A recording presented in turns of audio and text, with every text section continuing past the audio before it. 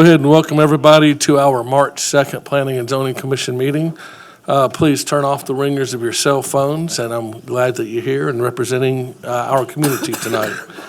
The first item on the agenda will be our approval of minutes from the prior meeting. Directors, are there any changes that need to be made? If not, I will accept a motion. Yes, ma'am. There was like a snippet in there that looked like it was cut and pasted from the previous meeting, had to do with the boarding house. Okay. And so I exactly how we edit on the fly, I've never had to edit, but it was not correct. Okay. In the minutes? Yeah. Yeah, if you have a mark of that, just let our secretary know. Just wanted to correct that. Do you know which section of the minutes it was?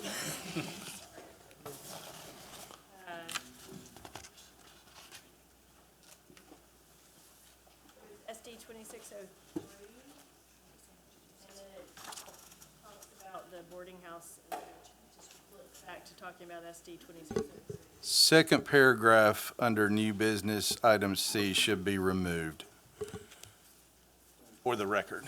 And we can clarify that in the published minutes. Okay. With the exception of that change, are there any more changes that need to be made? If not, I'll accept a motion to approve the minutes with one change. I move we approve the minutes. C. Do I have a second? Second. All right. Any further discussion? All in favor, say aye. Aye. Any opposed, say nay. All right. Next item on the agenda, before we go into old business, Hunter has an announcement he would like to make. And thank y'all for your patience, and certainly, Ms. Commissioner, your second pair of eyes, because we are down a secretary, and we're covering as best we can. I'm going to show on our website, just as everybody sees, this is quite a large packet tonight. It's 400 and something pages, and in an effort to kind of distribute some information a little faster and easier, I want to show just where things can be found on the website, on our city website. If you go under government, agendas and minutes, any public meeting, the packets are typically there. And what we've done historically is put a packet out that is one PDF that covers every case. Tonight's is 451 pages, I believe. So it's hard if you're looking for a specific document to find that one document. This month, when you go to the website, there was an option to see each case at least. So on the screen on the right, you see the case number, you see the staff report package. Next month, and I'm going to show April's meeting. Next month, we already have a draft agenda. That may change. Some people will not get everything ready. Some may carry over from this meeting. So that agenda will change. It is in draft form. But there will be, as we're getting information, we will submit that. The applications are out there today. Those don't change. As we see more information, in about 2 weeks from the meeting, we'll start putting information on there. About a week from the meeting, we'll get a staff report out. And that will hit the website as ready. So hopefully more information's coming a little faster. And I just want to remind everybody that is above and beyond. We're putting 450 pages of documents out in about a week and a half.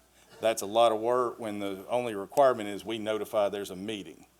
So we do go to an extra effort, and no, it's not always perfect, but we keep trying new things. So that is what we're trying now, to help distribute that information a little more expediently. And John, would you cut that back to full screen slideshow, and we'll get started with the old business items? Thank you. That's all I wanted to say, and just to give an update on how we're getting that a little more user-friendly moving forward. Thank you, Hunter. All right, first item on the agenda is SR 2509, Brew Fairhope.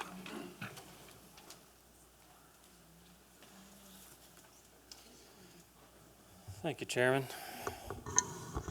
SR 2509 is a site plan review for 7 Brew Fairhope, Planters Point. This is at the intersection of 181 and 104. It's approximately 1.01 acres. Currently zoned B2 General Business District. Surveyor and engineer of record is HFA AE Limited, and Brew Horizons owns the property.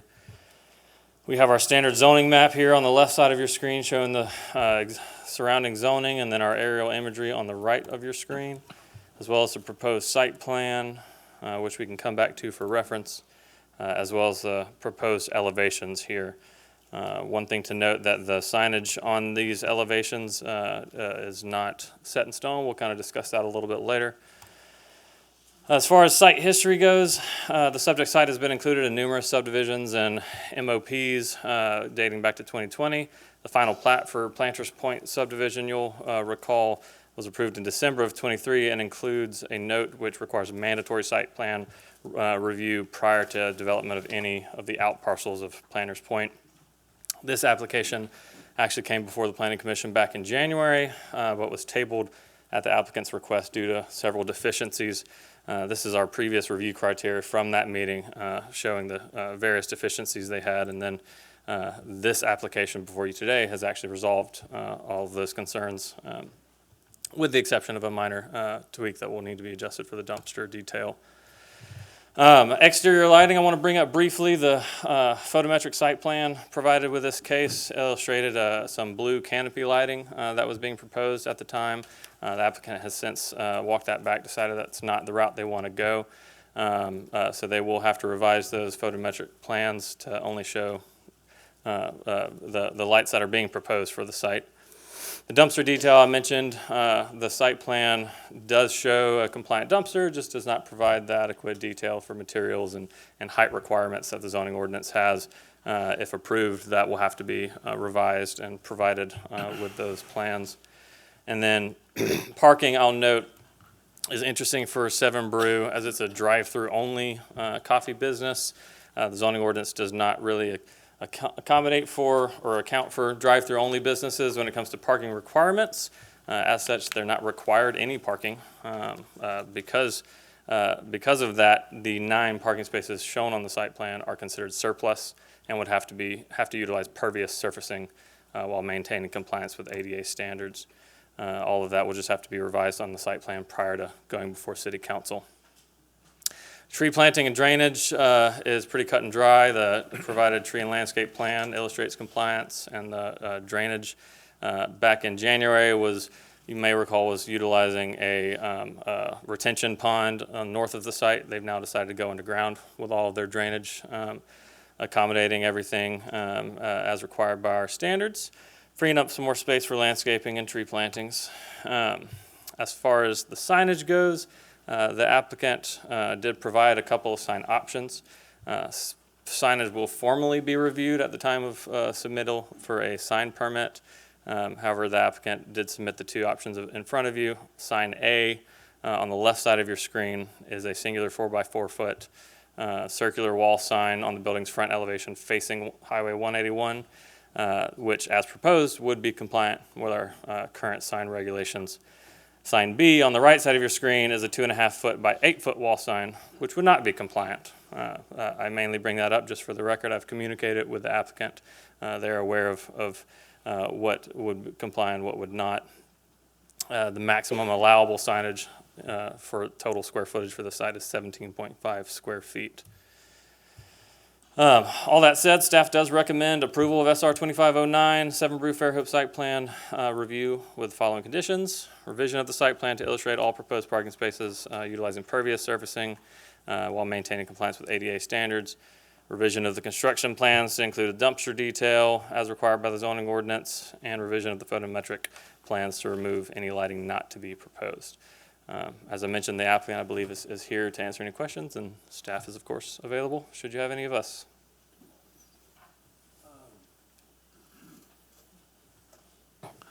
The sign that you bring up, I see that's not of the recommendations, but we don't vote on that under the. Correct. The signage is not part of the site plan review. They did not formally provide a sign package to be determined. That was mostly just options that they wanted to provide with their application, but the signage will be reviewed at the time of submitting a sign permit. And this later is on. not a public hearing, correct? Correct. All right. Any questions for staff at this time? Apologize, I didn't get my comment to, on the landscape plan, I don't see the required screening for the vehicular areas. The applicant provided some on the west side here on your screen, and I think, are you referring to the north side of the property, Well, actually, Parking.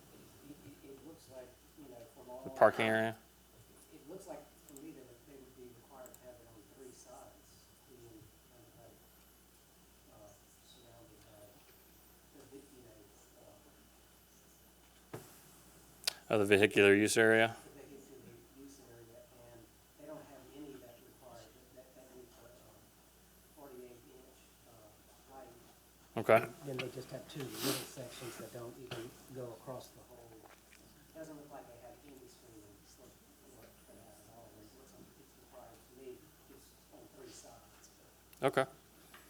That's something we can certainly address in any comments or conditions if the commission chooses. Parking area, it's all vehicular Yes, sir. service, that has to be screened. So, I mean, you got the trees and all of that, and the green space, obviously, but not the required screening. Okay. I do want to remind, this is a site plan review, so it's a recommendation to city council. If you want to have those conditions, we can address it before city council. Certainly. All right, thank you, Peyton. Anybody on behalf of the developer like to speak or have anything to add to this?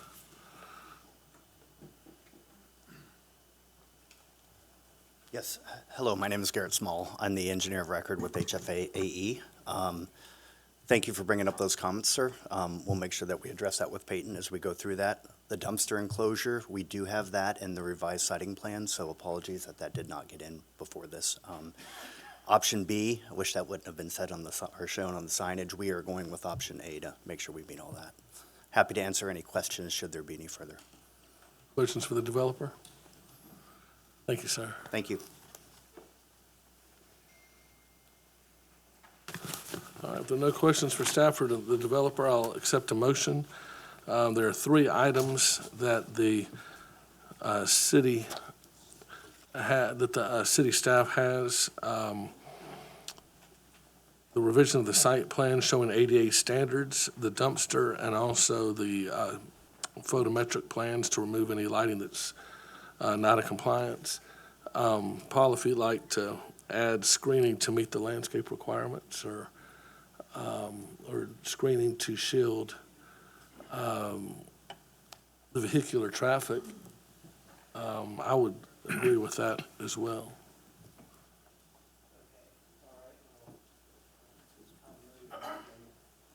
Excuse me, wait, was it? Is your microphone on? Oh, now? Yeah, there we go, sorry.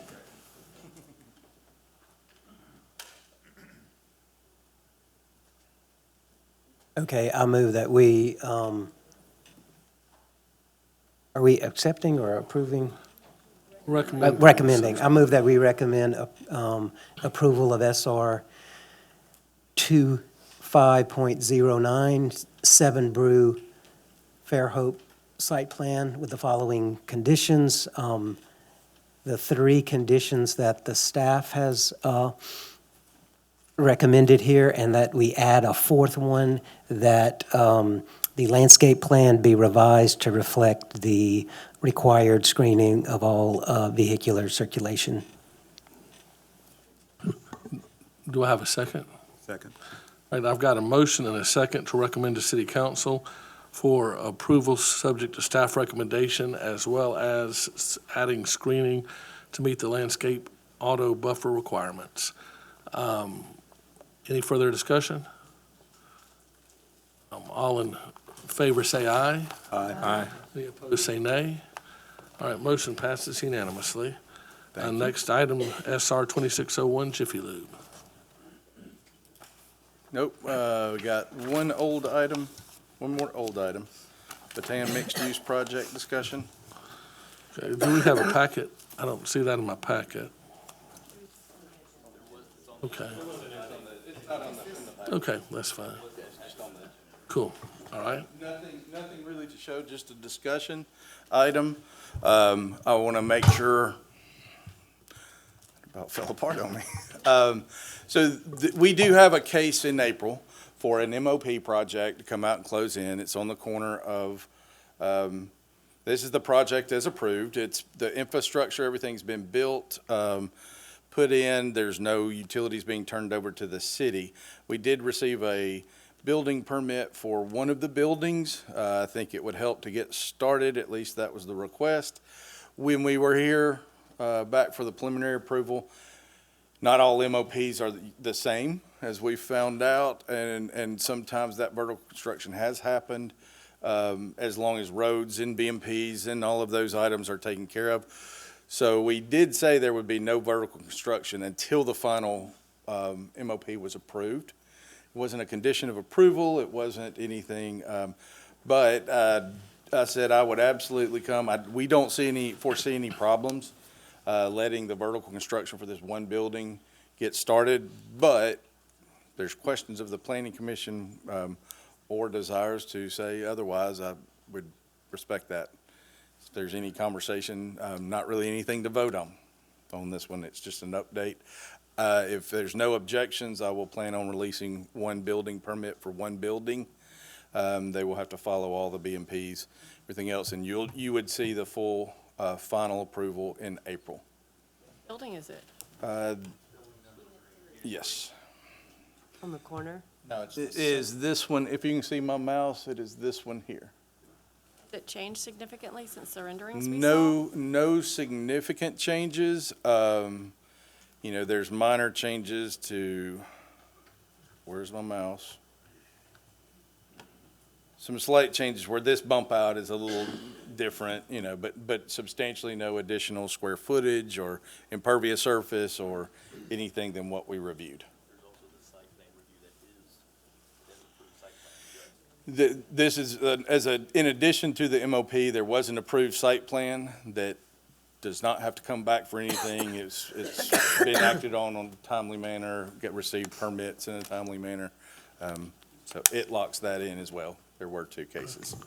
Right, Commissioners, are there any objections for allowing the building department to issue a building permit at this time? Thank you. All right, no objections stated. All right, moving along, now we're back to SR 2601 Jiffy Lube.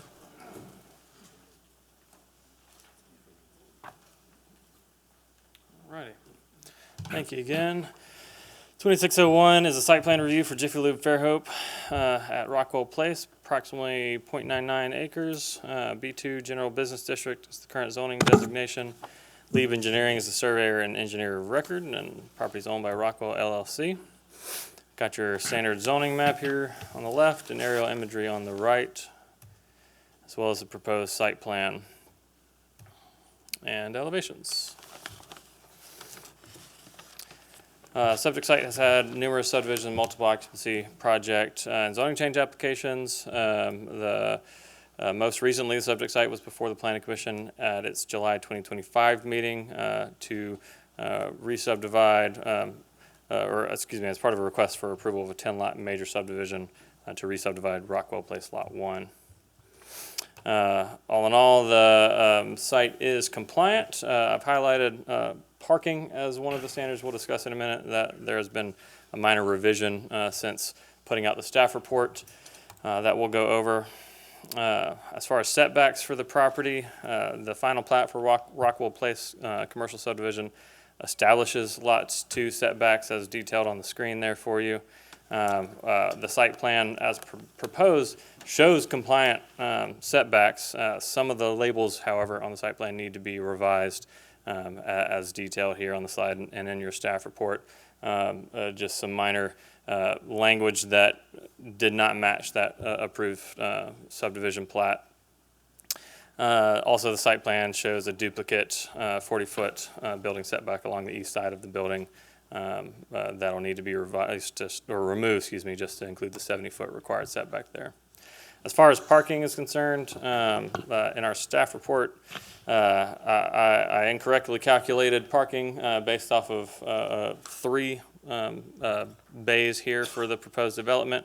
Unbeknownst to me, there was a 4th bay in that longer portion of the building.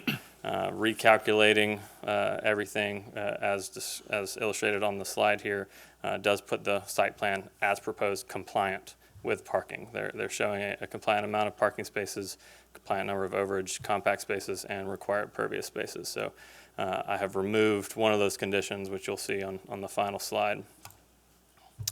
The mechanical equipment is a minor issue that'll need to be addressed. The site plan shows HVAC equipment to the north of the building without any required screening.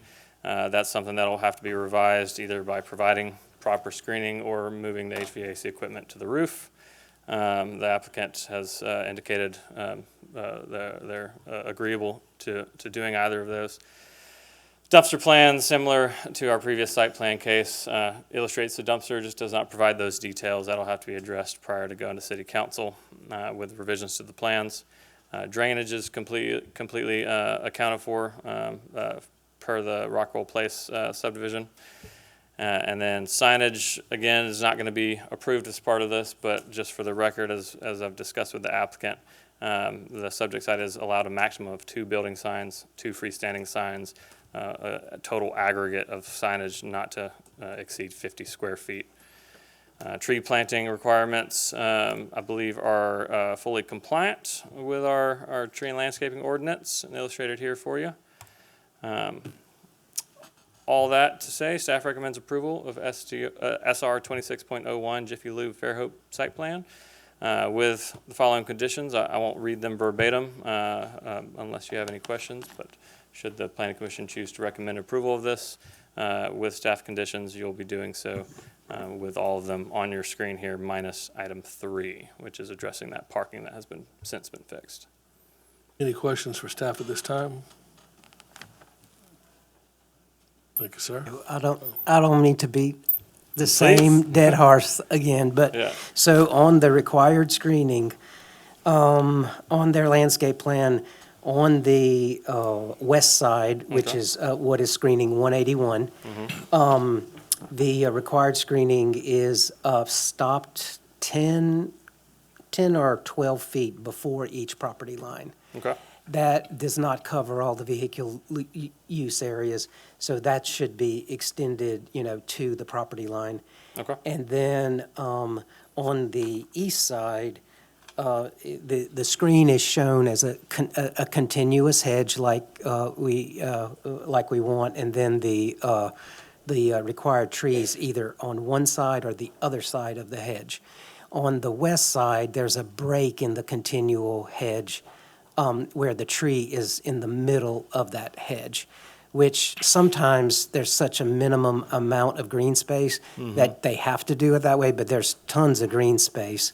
So it would be better for the trees, for it to match the east side on the west side and have an unbroken, screen like the ordinance requires. Understood. And it is, it's great that they have it noted on the plan that it's 48 inches at the time of planting, which we require. But, and I know that, a hunter, and when, we have this ongoing kind of issue with that, but they have them spaced at 6 feet apart, which we can't say, what they are to be spaced at, and we don't know how wide the plants are going to come, but the ordinance says an unbroken full screen at the time of planting, so not having 3 or 4 foot gaps and wait 10 years for it to fill in. Okay. So I'm just we can't dictate what they put the spacing on, but I don't think they're going to get what we're requiring at 6 feet apart. I mean, or 5 or 6 feet apart that they have on the plan. That's a great point, and I can tell you, anyone, what we require at time of building before they receive CO, we have an inspection request for that and 5 days to review it. And I know we have someone right now that held up their opening in CO while they got extra plants put in and actually met that ordinance. It's not about 48 inches height of plant, one particular plant. It's a complete visual screen around those areas. So I know a landscape architect has proposed this, but if it doesn't meet it when we go inspect after construction, we'll hold things up and have a lot of delays. And I'd rather them get the plans right on the front end, so when they order plants, they have enough and don't have delays on the back end. So thank you for bringing that up. And Commissioner, I just do want to clarify, in your comments, were you referring to this area on either side, if you look at your screen? Yep. Not this area where the sidewalk connects No. to? Okay. No, you can see on both ends. Yeah. It stops It pretty stops short short. of the property line. I just wanted Exactly. to make sure, because this, right here, it is a pedestrian path leading to this multi-purpose trail. So I just wanted to clarify that you wanted the ends. Okay, and this plan has been revised since the one that I have, so, but it's still stopping short. Correct. But the trees are separate. The plan that I have shows the trees in line in the hedge itself. But this is a newer plan. South, it looks like they're still in line with the hedge. South Okay. of the building? We can Yes. clean that up, we can clean that up in a motion.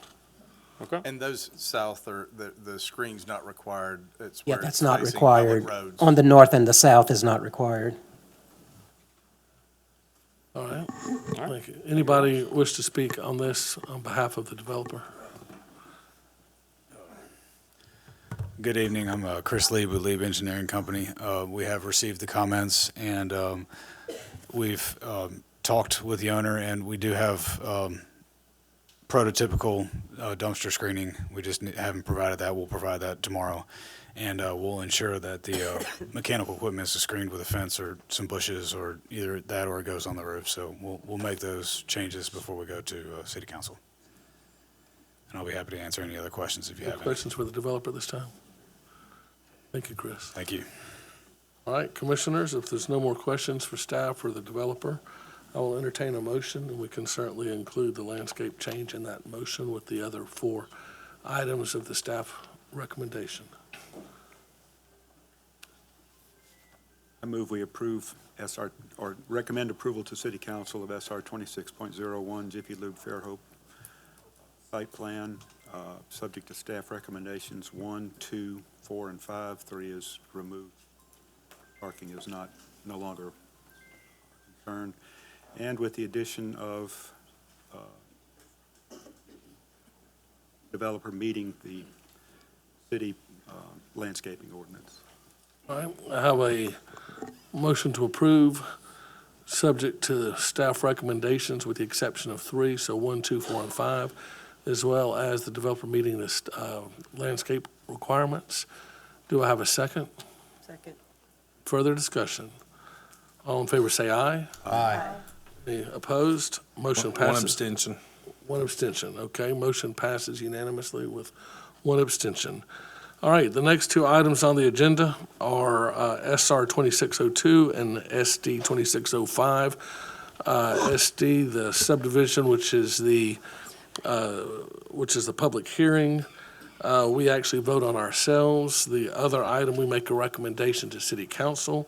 I've talked to our attorney, Chris, who's in attendance, and he has said that he has no problem with us presenting these together as one. And so we will present both items together, and then we will have the public hearing, and then we'll vote on the 2 items back to back. So this is Delamar in downtown Fairhope. Thank you for that introduction. Yeah, it's SR 2602 for the site plan review with recommendation to City Council, and then an MOP, SD 2605. So it's 314 Delamar Avenue. You guys will probably know it, recognize it's where the Happy Olive is, and there's residential on top. There are the visuals. There is the site plan for the addition. This is the existing one right here. And then here are some elevations. This one, it reads, it's from the alley. This is actually what you would see from Bernhardt Avenue. And the balconies have since been removed in the engineering plans. This is from the architectural drawings, and they just need to be revised. So more elevations. There you go. They are preserving 43-inch live oak, and they have a tree preservation plan for that. Phase 1 of this development was built in 2002, and it consists of a two-story mixed-use building that has the Happy Olive and the Avenue Boutique with 3 residential units on the second floor. The original plan had 3 units on the ground floor, but Happy Olive took over 2 recently, so that's what it looks like now. Phase 2 was originally SR 0301, and it was approved unanimously at the July 7th, 2003 Planning Commission meeting, way back. But it never went to city council, so it's obviously expired, so here we are. These were, like the commissioner said, they were submitted simultaneously, the site plan and the MOP. So as site plan review criteria goes, it looks great. So everything's compliant or non-applicable because it's in the CBD or otherwise. And this is the review for the MOP. And I'll race through these. They require 5 parking spots. They're doing 6, so good. The new building will utilize the roof drains and internal roof drains to direct water to the rear of the building and will be dispersed directly into the existing storm system. The rainfall in the courtyard sheets flows toward the alley and enters the existing concrete flume along De La Mare Avenue Phase 1, and the additional building will not change the existing flow patterns and will not have a negative impact on the adjacent properties. And there is a drainage letter that states that's submitted with the packet. There was a traffic letter. It did not trigger anything additional. There will be 9 garbage receptacles in the alley. The placement is acceptable per Public Works. It will be what they call a backdoor truck route. However, they do need easements from the parking authority because the parking authority owns Bernhardt Avenue and that alley. And we just got word that they're actually having a meeting next Tuesday. And so the applicant will be there and some of us will be there with the parking authority to discuss what they may condition the easements. They'll talk about it and see what we end up with, but this is preliminary plat, so we'll know more after that. The building is supposed to be 38 feet, which is fine. The setbacks at CBD, so you got that going for you. There is existing lot access. There's a paver courtyard that sits between Phase 1 and Phase 2 that they're going to do some improvements to with some landscaping and some fountains, is what it looks like on architectural plans. The alley leads to the French Quarter, so it'd be nice if it could be improved aesthetically. All exterior lighting is compliant. The mechanical equipment's actually on the second floor porch is what they're referring to it as. And utility plan was submitted. It's been approved. Again, those easements will have to go on the final plat when we get there after talking to the parking authority. And the engineer says ADA requirements are good and they'll be further verified once the building permit is applied for. So these are the separate recommendation pages. The first one is for the site plan review. So you're recommending to City Council for approval, which we do recommend approval.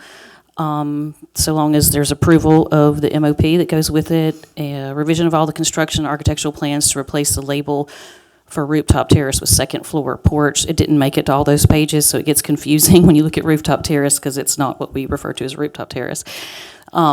There are provision of written consent approval by the parking authority for the use of Bernhardt Lane in the alley behind Phase 2 during the construction. Approval of all easements by the parking authority for utilities and or services within Bernhardt Lane right-of-way and the alley behind Phase 2, which is on the site plan. Revision of the site plan to include a note and or illustrate the location of all those easements approved by the parking authority for utilities and services within Bernhardt Lane and the alley.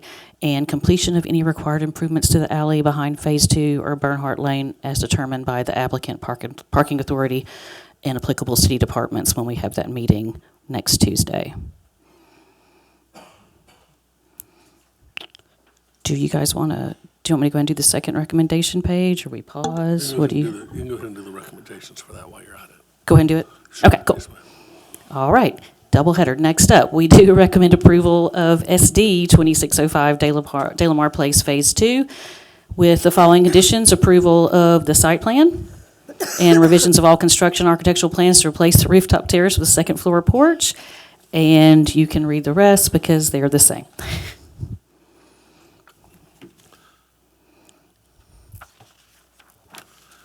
Any questions for staff at this time? Maybe more of a question for the developer, but you kind of skipped over the landscape requirements because it's in the CBD, but tree protection is still required in the CBD, correct? It's in there. So, well, we have some questions about it. Oh, okay. Yeah, Well, then, yeah. I probably am not the person to answer those. So maybe the developer, if they're, Correct. All right, any more questions for staff at this time? Great, thank you. Anybody want to speak on behalf of the developer?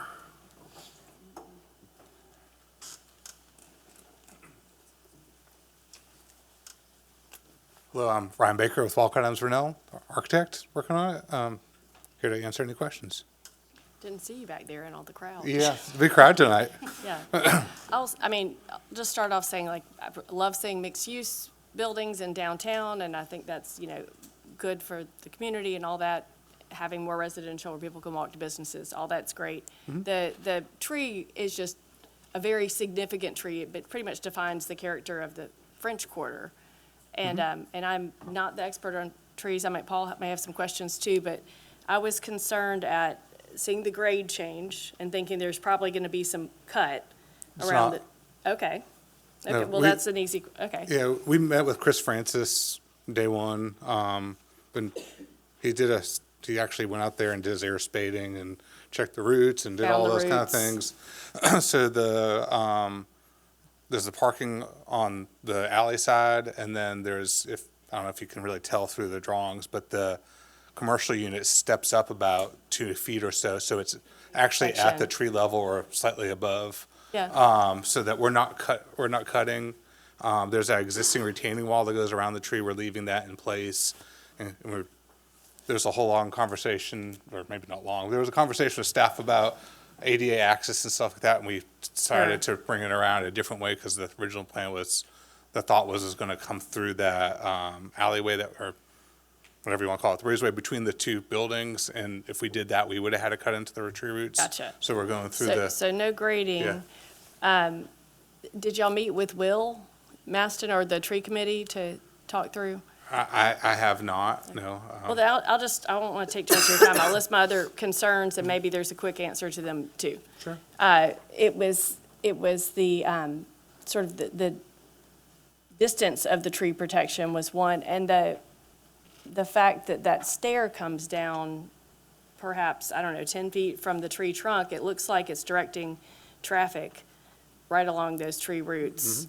So, Right now, it's gravel and been parked underneath Yeah. for the last 20 years. So there's not really going to be anything heavier traffic than what's been there for the last 20 years, I can tell you that. We're well, and lighting the load significantly. foundation detailed, does that require, if it's a slab?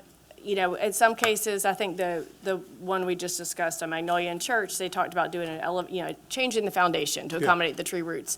Is there anything, my concern would be is if you're going to make a cut along the edge of the foundation, then We've that talked is ab- more than the parking lot was doing to the tree roots. And we've talked about helical or other types of foundations there to go around the tree roots. And like I said, Chris did an initial study of it. He didn't map it out, but we will be mapping out if we get approval to go forward and talk through about how to maintain. We've done several buildings around the big trees, and Yeah. that's our intent. Our intent is to keep the tree, not to kill the tree. No, I know. I just didn't see all Yeah. those details, and that was my Sure. concern. It's it's like the Papa's Pizza tree. It's a big tree downtown. Any other questions for the developer at this time? Thank you, Ryan. Well, You have more? in the tree protection that you provided, there was a note that said, you know, the minimum distance from tree, for the protection from the trunk is 20 feet. But it doesn't look like that's what's happening. So that kind of triggered some of these questions, is that the tree protection wasn't clear you were following your own. I'd like Right, to see a more robust tree Wh- protection. Where the tree protection fence is drawn on the plan versus the detail of the tree protection, they're in conflict. Understood. Well, it's something we'll make sure we address, and especially we'll address it before it goes to city council. Thank you All right, very much. thanks, Ryan. Appreciate it. And now, if we get that, before we go to city council, we'll send that to all commissioners. If y'all have any comments and like to send those, we'll send those revised plans to you. Well, that can be added into the motion to memorialize that so that somebody makes sure we take a glance at it before city council. I'll go ahead and open up the public hearing for SD 2605 at this time. This is downtown Fairhope, right to the west of Panini Pete's, kind of over near the Fairhopers Park. Anybody wish to speak to this item? In that case, I'll go ahead and close the public hearing. And commissioners, I will accept two motions. The first motion will be for SR 2602, the second for SD 2605. I think probably the more appropriate place to put the tree item would be on 2602, since that's going to city council, just to have a second look. So I don't think it needs to be on both, so I will entertain a motion whenever anybody is ready. Just for clarity, the SR case is recommendation to city council, the SD case is y'all's final approval for Correct. MOP. I'll move that we recommend for approval SR 2602, this, for the site plan approval. Do I have to read the whole thing? With the condition that the developer meet with the tree committee and clarify that the tree is adequately protected. And the remainder of the, Are we, as well Per as, the tree ordinance, as well as the remainder of the staff recommendations. as well as the remainder of the staff recommendations, yes. I've got a motion, I'm sorry, yes, sir. let's be clear, did we mean the horticulture department or the tree committee? Tree committee meets as needed. The horticulturist, it should be. Okay, you'd rather, The okay. city horticulturist, yes. With the city horticulturalist to confirm that the tree protection meets the ordinance. All right, so I've got a motion to recommend to city council to approve, subject to staff recommendations, as well as the applicant meeting with our horticulturalist to confirm that the tree plan, protection plan is adequate. Do I have a second? Second. Any further discussion? All in favor say aye. Aye. Any opposed say nay. Next item is SR 2605, and that is a motion that stays with us. SD, SD, did I not say SD? Excuse me. SD 2605.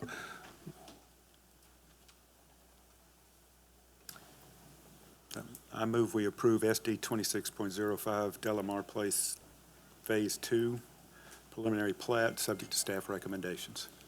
Do I have a second? second.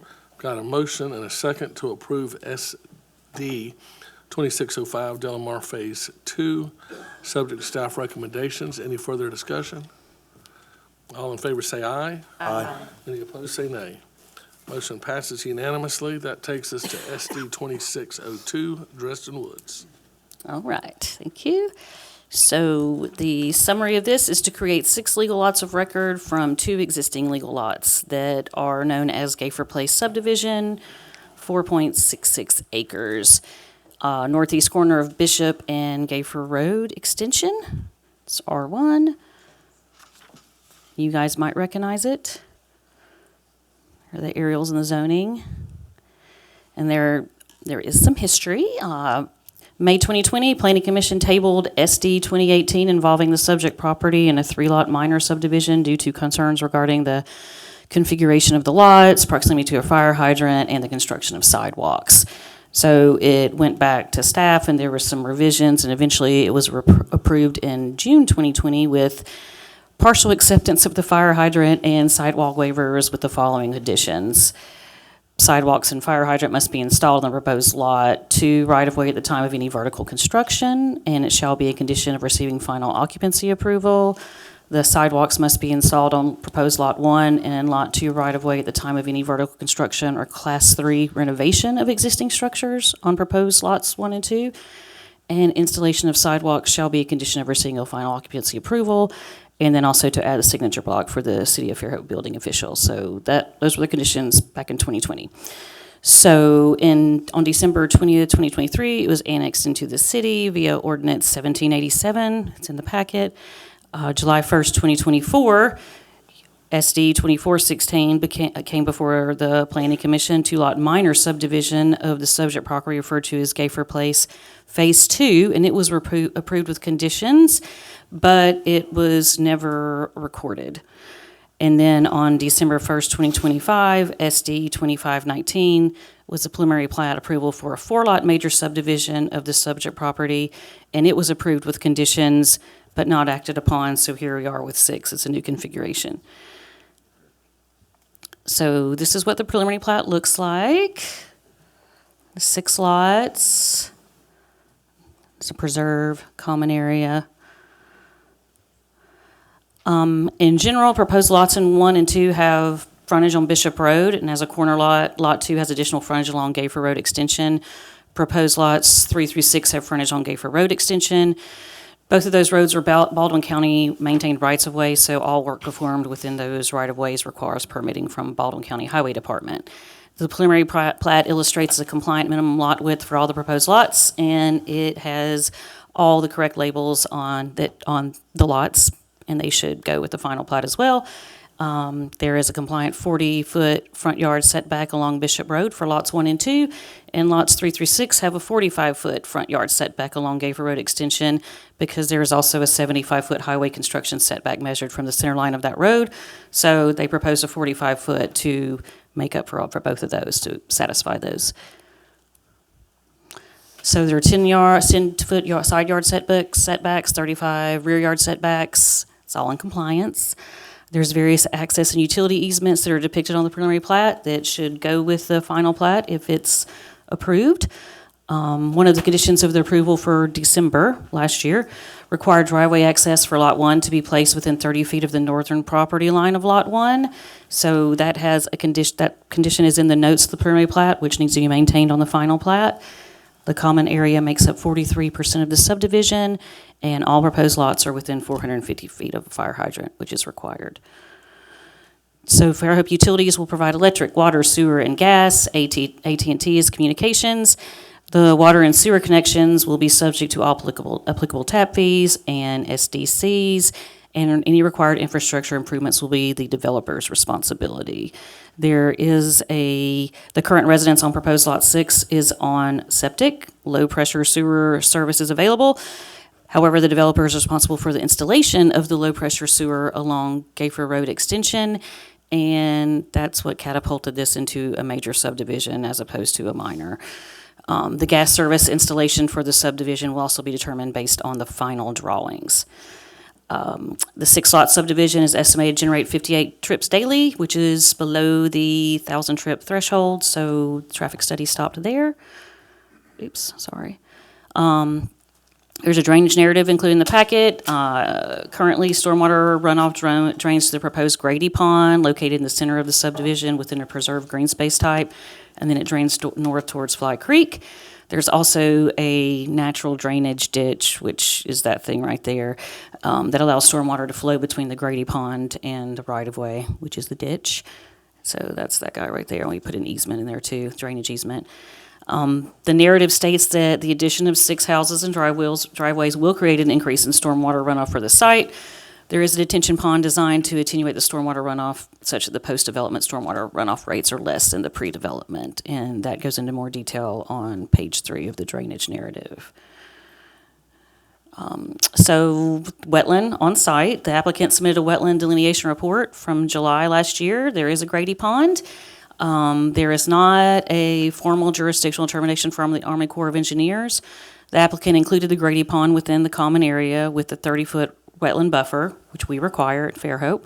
The most recent version of the utility and sidewalk plan shows a sewer main to be installed by bore within the wetland buffer along Gayfer Road Extension. And there is a sidewalk along Gayfer Road Extension. It was going straight through, but now it's been revised, so it will meander around that buffer and the trees within the right-of-way. The subject site is less than 2 units per acre, so it requires minimum of 10% green space, and it has 30%. There are currently not any sidewalks installed directly to the adjacent property, hence all the sidewalk talk on the previous approvals. There is an existing sidewalk along the south side of Gayfer Road Extension, so that's what's on this visual here. The preliminary plat illustrates 15-foot drainage utility sidewalk easements along both Bishop Road and Gayfer Road Extension, but the past approvals for the subject property included conditions requiring the installation of sidewalks along all street frontages in accordance with the subdivision regulations. So if approved, installation of sidewalks shall be required prior to submittal of an application for final plat. So staff, we do recommend approval of SD 2602 Dresden Woods preliminary plat with the following conditions. Revise the final plat to remove all structures illustrated on Lot 6 prior to the application for final plat. Receipt of all required permits necessary for proposed right-of-way work from Baldwin County, and installation of sidewalks along all street frontages prior to application for final plat. Dewberry is here as well to answer any questions. Are there any questions for staff at this time? All right. Thank you, Michelle. Does somebody here from Dewberry wish to add anything at this time? If you want, you can just wait, and I'll open the I'll public wait. hearing. And Yes, sir. if I'll call you back up if I need you. The engineer of record is also here. Okay, thank you. This is a public hearing, SD 2602, Dresden Woods, out on Gayfer near Bishop Road. Does anybody have anything that they would like to question, ask, or add about this project? In that case, I'll go ahead and close the public hearing. Commissioners? I move we approve SD 26.02 Dresden Woods preliminary plat, subject to staff recommendations. Do I have a second? Second. All right, I have a motion and a second to approve Dresden Woods, subject to staff recommendations. Any further discussion? All in favor say aye. Aye. Opposed, say nay. All right, motion passes unanimously. Moving on, the next item we have is Battles Trace Phase 9. This is a final plat approval. So one thing, we will have, we'll have the developer speak, then I'll open the public hearing. If you'll try to keep your comments to 3 minutes, we'd appreciate it. If people have said what you've said before, then we don't need to repeat it. And finally, remember the scope of what we're looking at has what they have put in the ground matched what they said they were going to put in the ground. This is not the design phase, or do we like the design? This is basically, did they get the water, the sewer, et cetera, to at least the extent that they said that they were going to. So with that said, SD 2606, Battles Trace Phase 9. Thank you, sir. Mike Jeffries with the City of Fairhope. This is Battles Trace Phase 9. General location is the north side of Battles Road, connects to the previous phases in Battles Trace. Sawgrass Consulting is the surveyor and engineering firm of record. Tim Lawley specifically is the engineer of record, with the owner being PCH Hotels and Resorts, RSA. On the screen on the left is our zoning map. On the right is the aerial. I got another image to zoom in to show you specifically what this phase is. This touched a large portion of acreage that was not being touched during this. If you've been out during construction, you've noticed that there was a lot that was not touched. Some of the site history was the conditional preliminary plat approval was given at March 6th, 2025 Planning Commission meeting. Those conditions have been satisfied. It was to include a 20-foot undisturbed buffer along the adjacent property to the Hilltop North property, and then to add the remaining property as a lot on the subdivision plat as opposed to a remnant parcel. On the map on the screen, the southern portion, the area highlighted in yellow and outlined in yellow, is the portion of property that is on discussion for tonight that is actually the area of development. The entire northern portion that extends to Twin Beach Road, there was no construction in that, no roads, no utilities added for that. There is a construction entrance that has been there for years to come in through this way to service it, but that northern portion could be potential future developments, but not really what was being approved for that. That's a leftover portion of the property from this development. At this point, I would like to say we did receive an email and a letter from a Miss Delphine Williams. I don't know if she's with us tonight, but she had some concerns. Is Miss Delphine? Miss Delphine, nice to see you. Miss Delphine lives on Twin Beach Road and has some concerns if this current project was going to be impacting near her where her driveway was a fence going to be put up? And I wanted to let you know that that would be in a future phase. If it ever did come to that, there would be additional preliminary plat, public hearings, as well as a final plat, and you would receive another letter that was going to occur. So I did want to clarify that today. This is a current aerial looking north. The northeast corner is the existing Hilltop subdivision. This was taken last week. All of the roads, utilities have been put in. An image of the proposed plat. Again, this is a blow-up image of what that southern portion was. The subdivision has been built in conformance with the preliminary approval. Those two conditions were met of the preliminary approval. With that, staff recommends approval of SD 26.06, Battles Trace Phase 9, final plat with the following conditions and follow-up activities. One is the recording of the final plat within 120 days of acceptance and a submittal of a copy of that recorded plat to planning staff. 2 is a recording of their operation and maintenance agreement with Baldwin County and provide that to staff. And 3 is the execution of a maintenance agreement by the subdivider that includes the final plat instrument number. And this document is considered executed once it receives the mayor's signature after going to city council. But I'd be happy to answer any questions you have on behalf of staff, and we have Sawgrass Consulting with us tonight that can answer questions on behalf of the developer. Any questions for staff at this time? All right, thank you, Mike. Tim, do you have anything to add on behalf of Sawgrass at this time? I do not. Okay, in that case, I will go ahead and open the public hearing. When you come up for our secretary, if you'll please state your name and your address, so we can put that in our records, and then you'll have 3 minutes.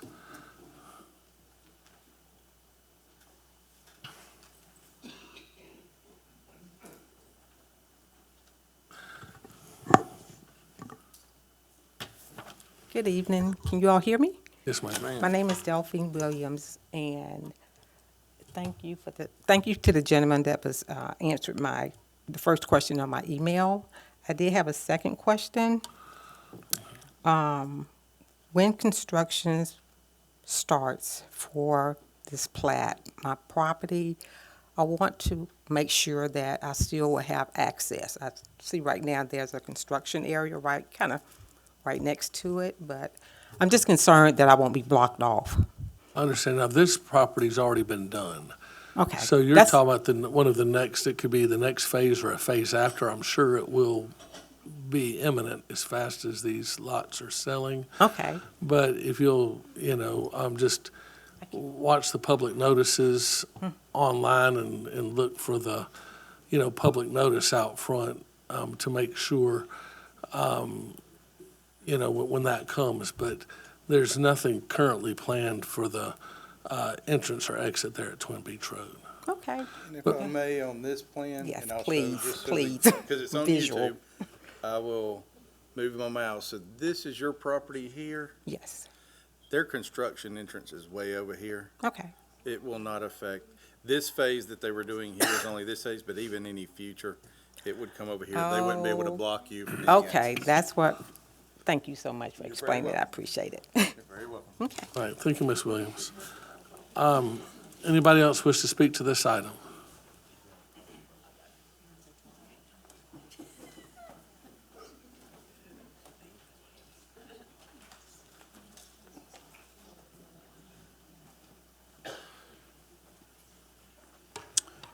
Troy Vickers, 248 Cuban Lily, Fairhope. You've heard us before as homeowners that we've spent significant funds and believe that we were basically sold a lie on the future development of the colony on the Grand.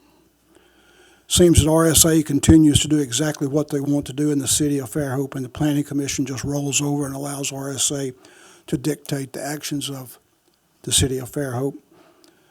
We have been told that owners were basically dumb for not reading all details of the TR zoning that was granted to RSA years ago. Maybe we are stupid, but we're also citizens of Fairhope and taxpayers, and we expect our government to protect our interest and not just developers. You may approve this high-density 81 unit on 22 acres, which doesn't include parking lots and streets and everything. You can go ahead and approve that because I'm sure it meets all the requirements.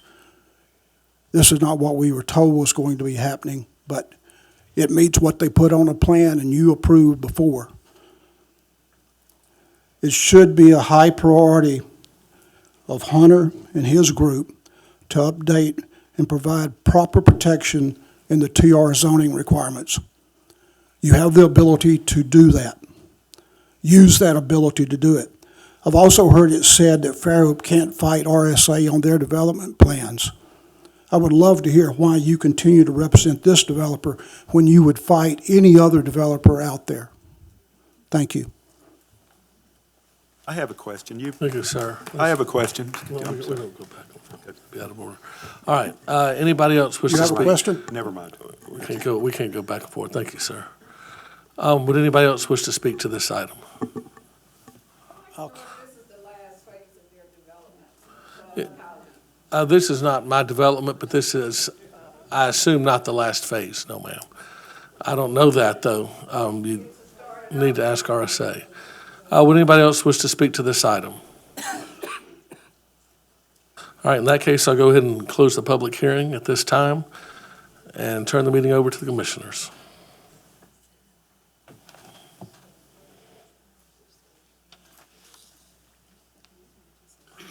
Well, I'll go ahead and say, I know I've had significant just concerns raised from the members of the community related to this development and primarily, I guess, to water runoff to existing developments, and just would ask planning, what has been done to address that throughout this phase? Is that more of an enforcement from the Eric's group and construction permitting? I mean, I just know that I've been out there, I've seen some of it. There's certainly, I know there was a video with substantial runoff, and that was a significant rain event when that happened, I understand. But I do see the issues that were raised, and I think they've continued to work towards trying to correct that problem. I don't know if they've fully achieved satisfactory results at this point.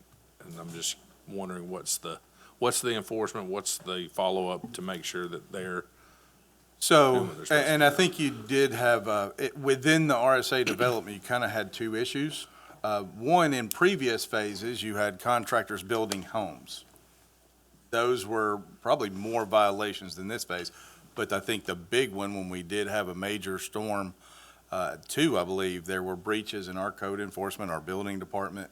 Were out there early every morning and checking that out. And we were sending violation notifications. And I guess one thing we changed during this particular subdivision is we went back and asked the city council to change some regulations so that we can have quicker actions and fees as opposed to sending a violation, sending a warning letter, going to court.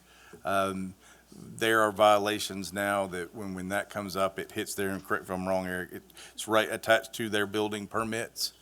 So it is a fee for reinspection every time we have to come out and do that, because I can tell you our staff and Eric's staff, as well as some of you commissioners and council, and I think our mayor, spent a lot of time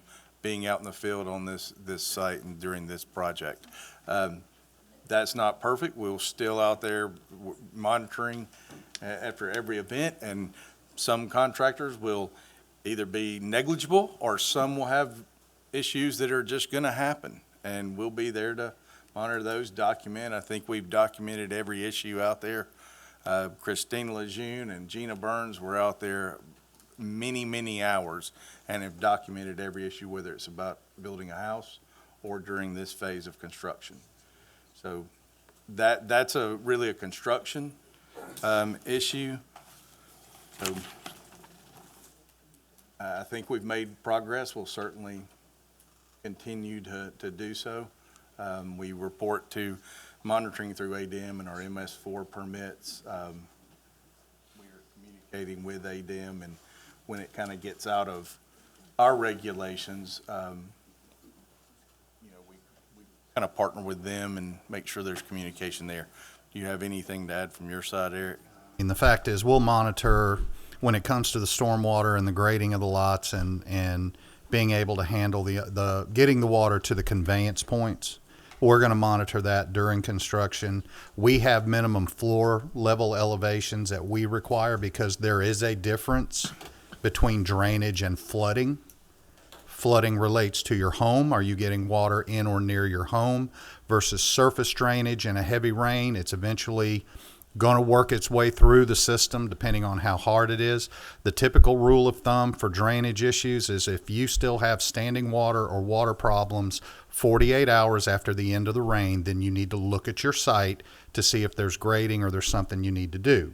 And that's how we treat those sites. If a heavy rain and a lot of water is going to happen, that's where we live. We all chose to live here.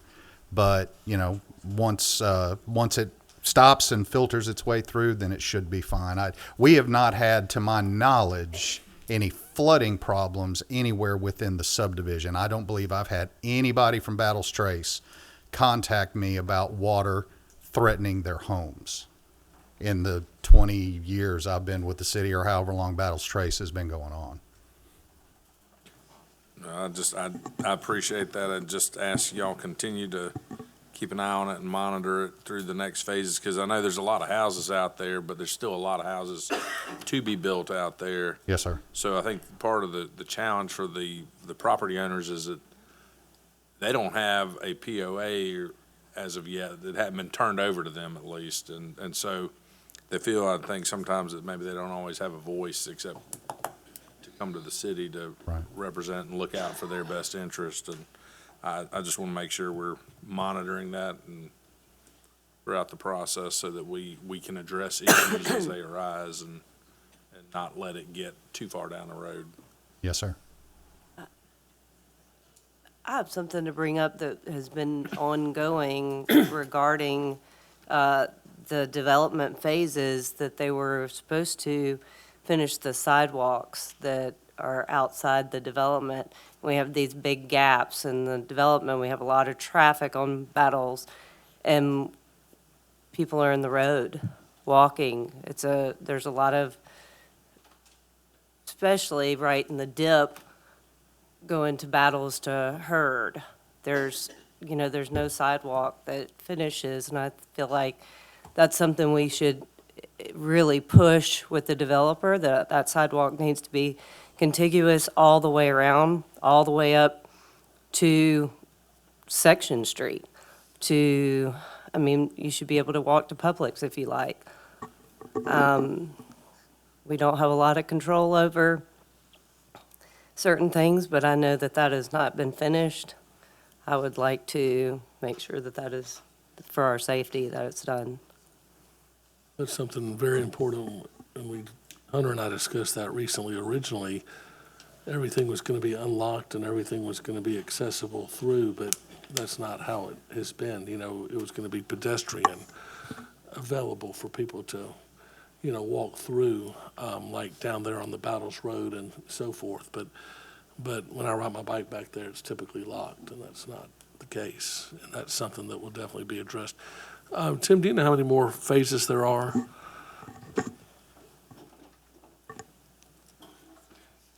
This doesn't have anything to do with this, and I don't think you have to answer, but we're just.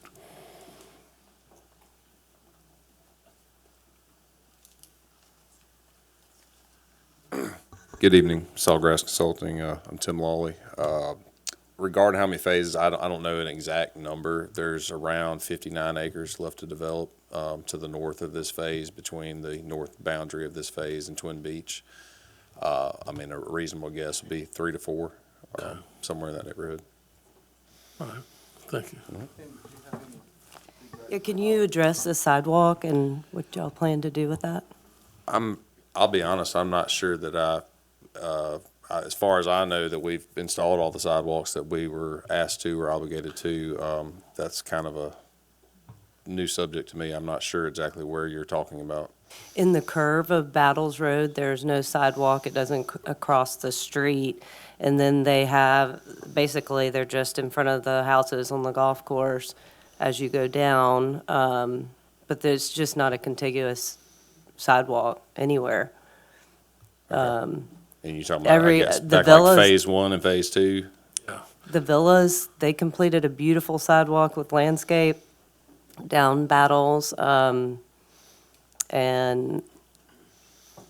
but there's not. Well, I mean, I can say, that wasn't asked or required at the time of approval for phase 1 or phase 2. I believe it was. That's Well, something we just have discussed. to, before y'all's next phase, Tim. I mean, I was We just certainly- need to circle up, because originally, when phase 1 was done, there was gonna be a really big pedestrian walkway all the way from this current phase that you're talking about, all the way to hole number 2 and 3 on Azalea, going all the way through to the Grand Hotel.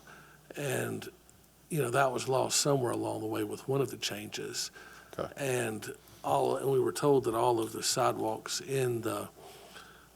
inside would be open to the public, is why we didn't require sidewalks on the outside along Battles Road. Well, I know they do have a pedestrian gate at the entrance there on Battles Road. And Typically, those are locked. Are they? I don't live down in that area, so I don't Yeah, walk but I those was just saying, every sidewalks. now and then I'll bike through there and I'll check them out, and I just, Okay. but we'll discuss that when the Yeah, next. and I mean, I certainly, not saying we won't do anything. I Right. just, to my knowledge, everything that we've been asked or required to put in has been put Yeah, in. this phase, yeah. Okay. You too. Yeah, thank you. Thank you, Tim. All right, So I know Hunter, when we did the preliminary, and we had public comment and about the silting of the existing lakes and ponds and all that, and we looked into the management plan of that, and I don't know either if there was one or it hadn't been followed. What has followed up, and what about the maintenance of those ponds and everything? And I'll give you a brief summary, and then I'm going to hand it back to Tim and see where we're at there. So there was essentially, and that's kind of part of the confusion when you get into the ADM permits, it's an overall site with many, many acres. And off-site sediment is certainly an issue for us, but our site is different than ADM site. That pond keeps a lot of the sediment, and there's a lot of capacity left for that permitting process before they hit stormwater management capacities. There was, as part of the preliminary approval, a review of that, and that's what that report said, but there was also a schedule of when some of that maintenance was going to be done, and I'm going to turn it over to Tim for an update on that, because I don't know. Yes, so everything Hunter said is correct. That work started probably 3 to 4 weeks ago. I think we're in the ballpark of 75 to 80% done with it. I talked with the contractor earlier today, and the anticipation is that work will be complete by the end of the following week. I have one more question. Since you're not sure of the final plat or the final plans, how would anyone else find out what the final plans and plats are? How would the general public know and what you've got coming up next? I mean, I would assume through when we submit and public notices, standard like for any other subdivision. Do you have a no grand plan that, I mean, I would share, there, at this point in time, there has been no directive to work on an additional phase. I haven't started working on an additional phase, so, the moment I know, we'll schedule a pre-app meeting with the city, And at that point, the process will move forward as typical with any other subdivision. You know, and I will say, just for the record, when this whole development was zoned, there was some overarching master plan requirements in terms of lots and limitations and that sort of thing. With some of the changes of phases, there have come some different requirements that have been implemented. So, I mean, historically, there's a record of each approval through council and planning commission. There was an overarching plan, but also each phase has some segments to it from the city's perspective with some requirements as well. So that's all in the public record. And just, I want to add on there because I think there's some statements that we can change some things. And we do have a TR district within the zoning ordinance. But to apply for a TR district, it's kind of like a PUD. You can propose the application for specific property, and there are changes than what is in our zoning ordinance that govern this property that were approved originally in 2010. So looking at those documents and seeing what's required would give anyone the specific allowance of what would be allowed. It's not a master plan, site plan driven. It's a set of languages and requirements that get into the uses and dimensional requirements that is not sit in our TR district section. That's for any new TR district that potentially may come along. We would open up the zoning ordinance. For anything specific to this particular property, we would have to look at the original adopting document and any amendments that were made through the years. And is there any pathway to make amendments to it besides when they proposed the next phase, once it was adopted in 2010? There are limited circumstances based on the framework. I mean, they were given kind of a path and certain building blocks they had to comply with. Well, let me ask one question, Chris. Say we did, that Sawgrass or another company comes back, another engineer comes back in 6 months to 6 years with the next phase. If the city went back and kind of hired somebody to audit kind of phase by phase and went back and found deficiencies from prior phases, would we be able to legally do anything about those efficiencies as we approved the final 1, 2, or 3 phases based on how RSA comes back with it? Yeah, it's hard to speculate on that. I mean, it kind of depends on the details. I think in some circumstances, there may be the opportunity to do that depending on what the impact was on the surrounding community and what the either deficiency or the violation is. In some other instances, I think if it was approved in the phase, it was constructed according to that phase, and they got approval and moved on, I think there'd be some limited options for the city to have redress if it was done correctly and approved. So I know that's not a great answer, but I think it depends. That's kind of a lawyer answer. It's a great lawyer answer. The lawyers in the room will appreciate it. It really depends on the details, so. So does the details of that, the TR district don't supersede our tree ordinance, or do they? Do they supersede the tree Absolutely. protections in the tree ordinance? Absolutely. The details within that ordinance spells out what they kind of did, and this is in general, obviously wasn't here, but it sets up certain areas where we're going to save these whole areas, and then it essentially gives the developer the flexibility to pick and choose after those. Okay. Which is to be protected and which are not, and explicitly says the certain sections of the tree ordinance do not apply to that particular acreage of land. I guess I always thought it was the new landscape requirements, but I thought the tree protection still, okay. Well, what I was going to say, just for the record, slightly off topic, was that what we've heard the most of, I mean, we've heard a lot about flooding, but we've heard a lot of people come in and say, I bought property and I thought it was in a wooded retreat, and I thought it was, this wildlife refuge, and it was very natural. And I'm looking on my map app right now, and you see each subsequent development gets more and more concrete and less trees. And we have limited ability to act on that, and we may have no ability in this area if the tree protections are not in place, but for the rest of Fairhope, for other places, every time we've proposed a tree protection, that tree protections get applied to residential property, people don't want it. They get up in arms and they don't want it. So you have a subdivision that gets proposed and they preserve some trees, and then the individual builders come in to build it out, and it's residential, so they can cut down all the trees. And so if that's something people don't want, then we need to change the tree ordinance, and we'd love to hear it. All right, commissioners, we've got a proposal. I need a motion.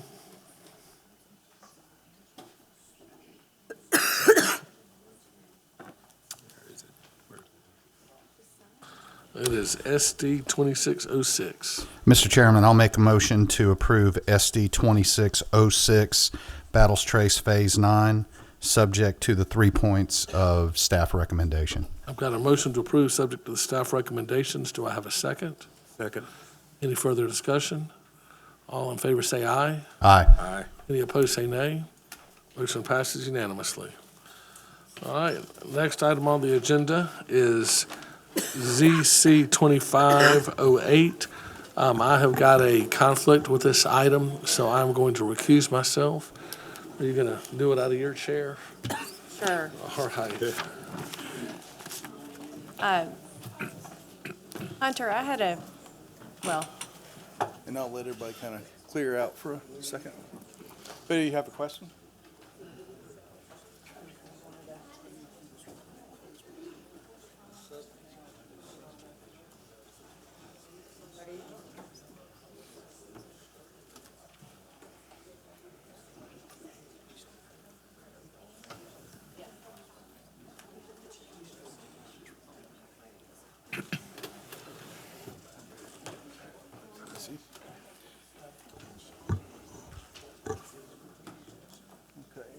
Everybody's cleared out.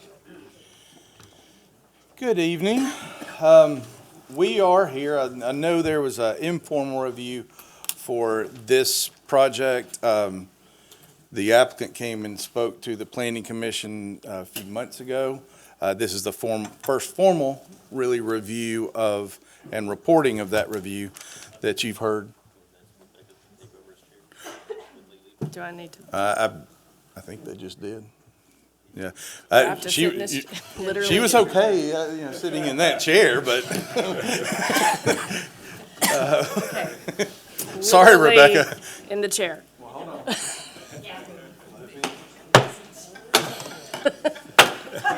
Okay, Be formal about it. Lee will owe me. Yes.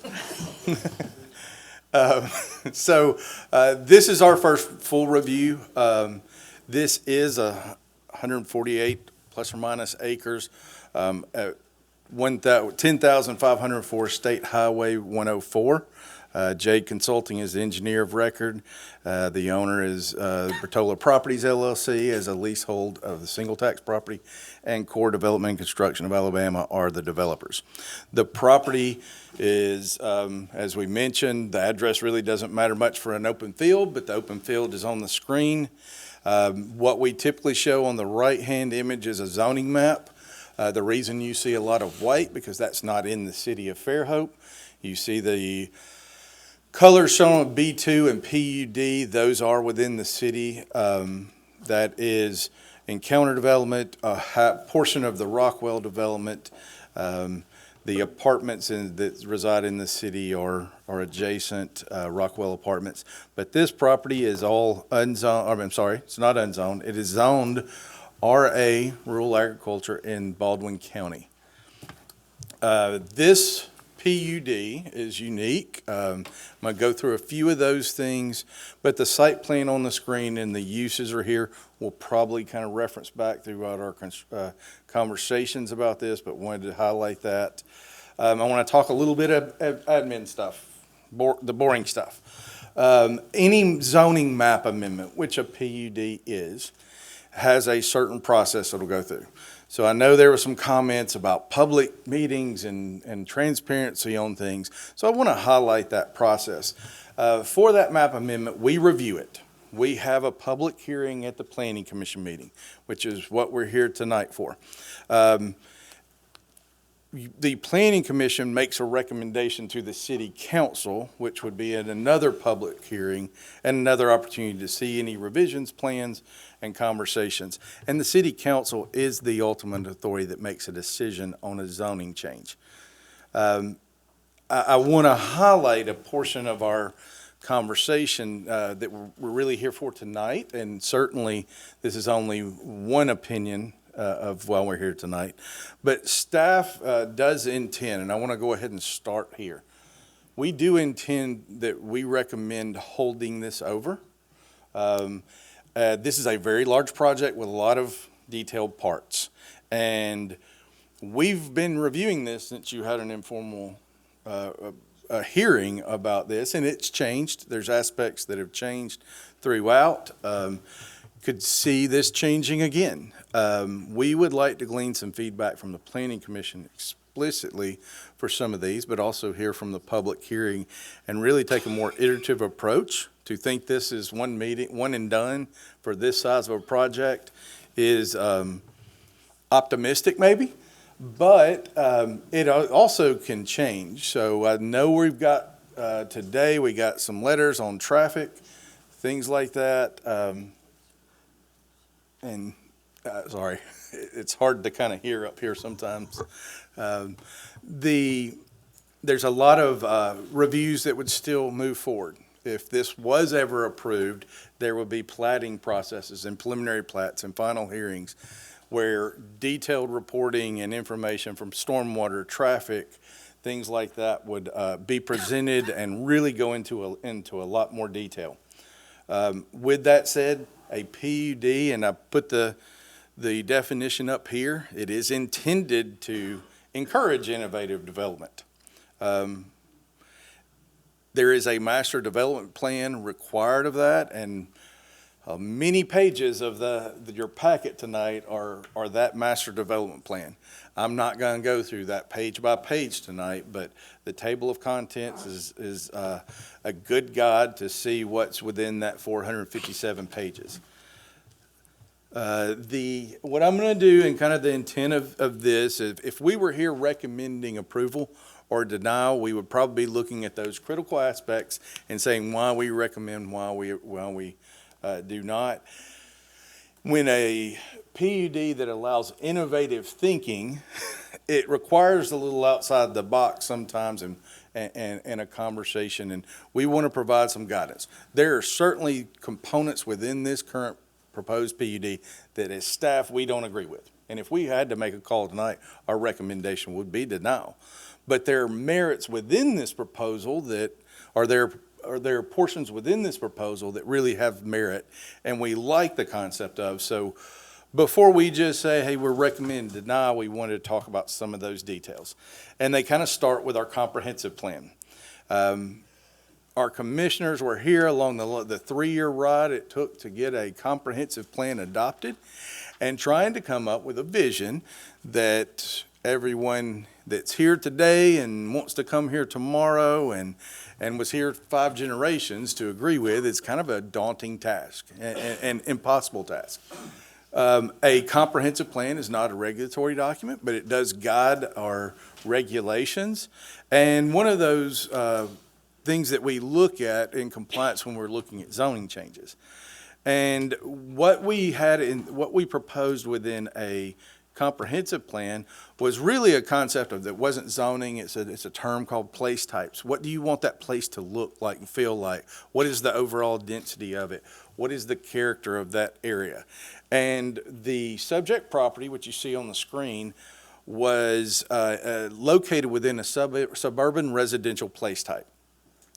And that's generally described as having the largest lots for single-family detached houses. I do want to note that the master development plan incorrectly labeled this property as within a suburban mixed-use center, which is the red shown on the screen. But I'm going to go into some detail just really quick. Lot sizes, front setbacks, and residential lot sizes were that really doesn't meet a black and white description of a comprehensive plan. Lot widths, and I'll show you those examples. There are some things, the preservation of natural features and usable common open space uses and streets, there very much meets the plan as proposed, very much meets. And there's a couple maybes that I think are just the kind of the devil's in the details. And before we work out the details, there's probably a few things that we can all glean some information from to see which direction we should go as our reviews proceed. One of those is the suburban residential place type did not just focus on a overall gross density. We actually looked at what is that development pattern, what do lot sizes, what are the, Commissioner McKellar, I know you said there needs to be room on people's lots for a tree. I remember that comment. Yes, I'm glad you remember that. And that was some of the influence that came into leading to it needs to be 75 to 100-foot wide lots. There needs to be minimum front setbacks between 30 and 40 feet. This development does propose a gross density number that is less than our R2 zoning. That's 2.9 units an acre for R2. Right now, as proposed, currently it's 2.79 units an acre. But we have that. Here's the vision of what we want to, how we want to grow. A little bit of a conflict there in the comprehensive plan. That doesn't mean we can't reevaluate. A PUD is very unique. It doesn't create a precedent with other developments, but that is our guidance that we're seeing as it links to the comprehensive plan. In addition, the master development plan requires a use of base zoning districts. Fairhope zoning is a base zoning district. I'll go into that a little bit more detail in just a moment, but it also requires a list all deviations within a PUD. Explicitly state what the base zoning district is and how you propose you're going to deviate from it and why. And what we have on the screen is a summary of those deviations. Base zoning for everything within the property, all residential lots, single family and townhomes, have proposed to use R3 single family residential zoning as that base zoning district. The applicant has proposed 4 different lot sizes, and the table here shows the differences between those. Some of those details we don't agree with. I mean, it's just very simple. Staff does not agree with 90% lot coverage in just a blanket statement where that might cover 200 lots without a little bit more guidance, especially when some of the conflicts between when you look at the details matter. But this is the deviation chart. One of those details, for example, and this could be how do we review something when the graphic shown, there's form-based codes within the plan. Basically what that means is instead of just having a dimension requirements and lot coverage, there's a little bit more guidance. Not just it's a rear setback, there's a front setback. What can be put within this zone and this zone? Front porches are very important to a development like this. So it's saying within the first 10 feet, that's where your front porches really connects to the street and create that streetscape. But there's some details within there. Our lot coverage is on a lot of our zoning is maximum of 35% within R3. And some of the proposal here is 92%, and their plans aren't reflecting what the percentages are. So it begs the question, are you not showing us what you really want to do? I don't think that's the ultimate answer, but the details are certainly not there to review why the need for 92% lot coverage. We can certainly work through those details, but I think that's a pretty big effort of staff, and certainly the ask of the developer too, if we're going to do that with like a little feedback to guide us.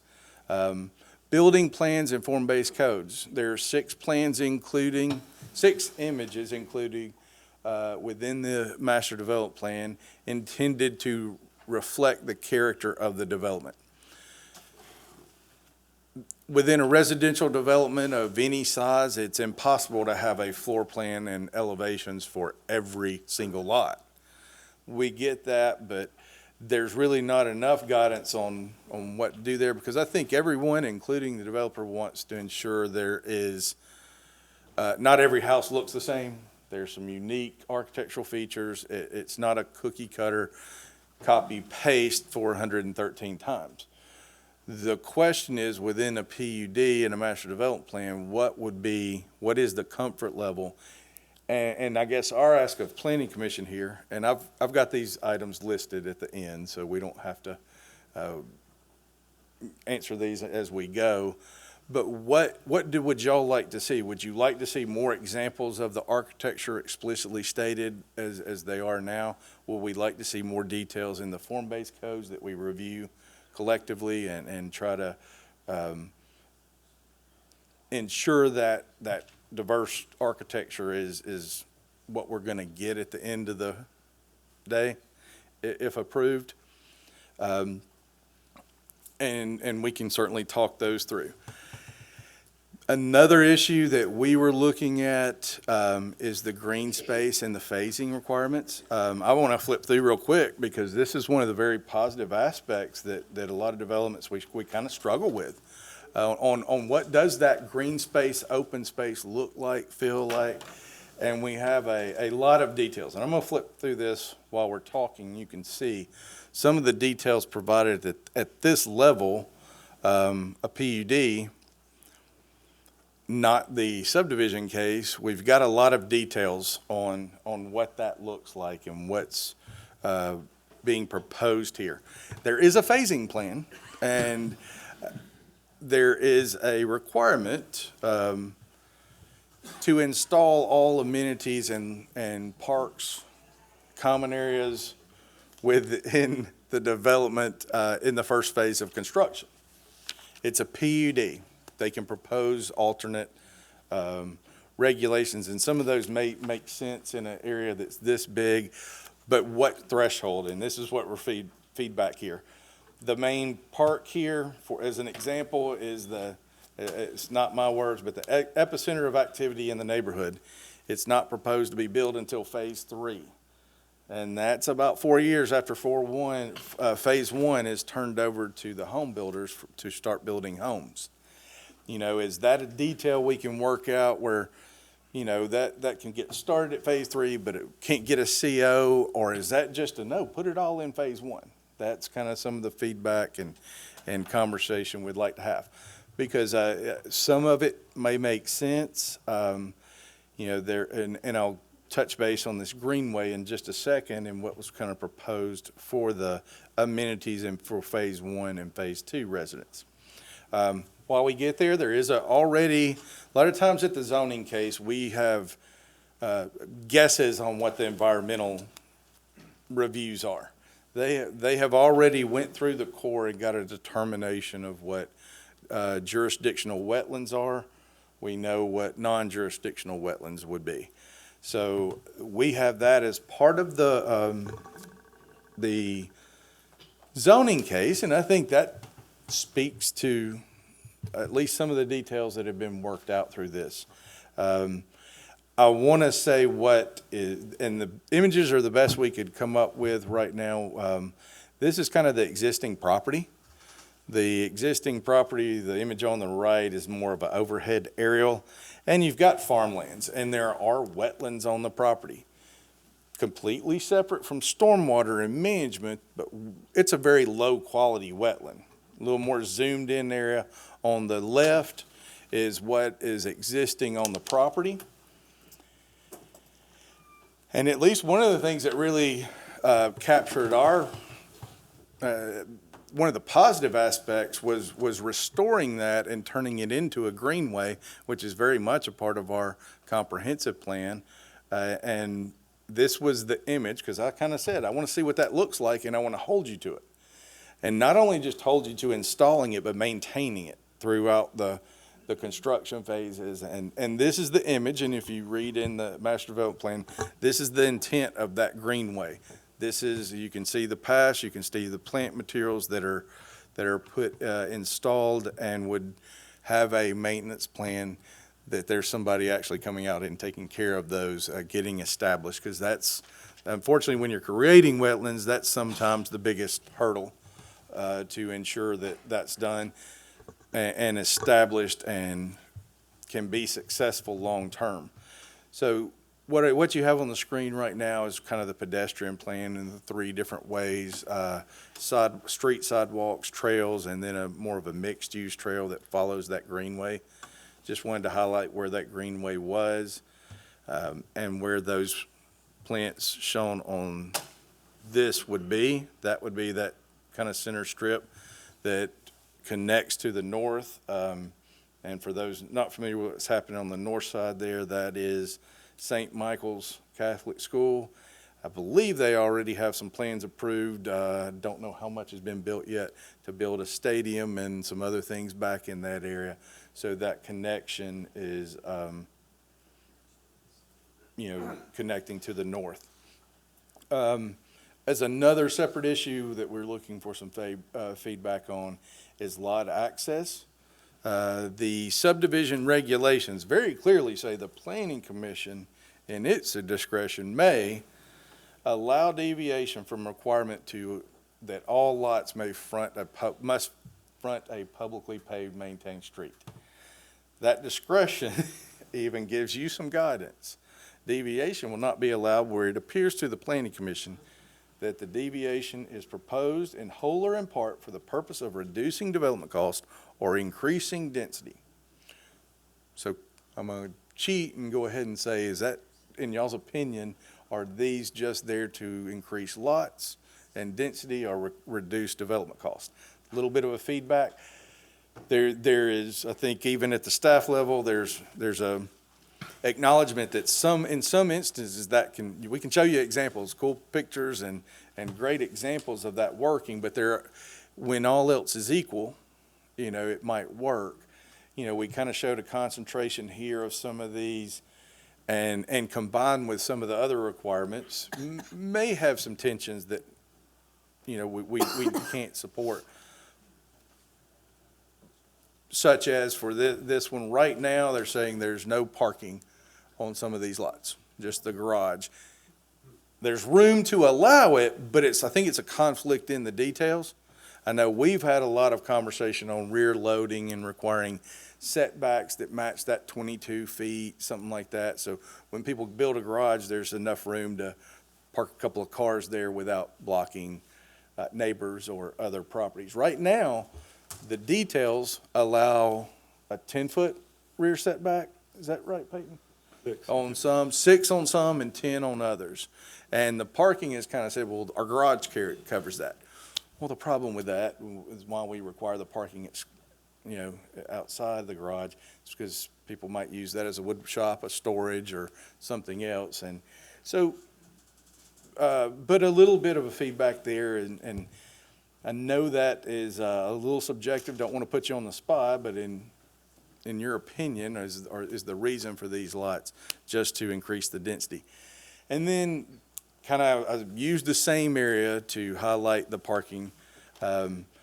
Right now, those 2 parking spaces are required, exclusive of garages for single-family lots. That's been our standard.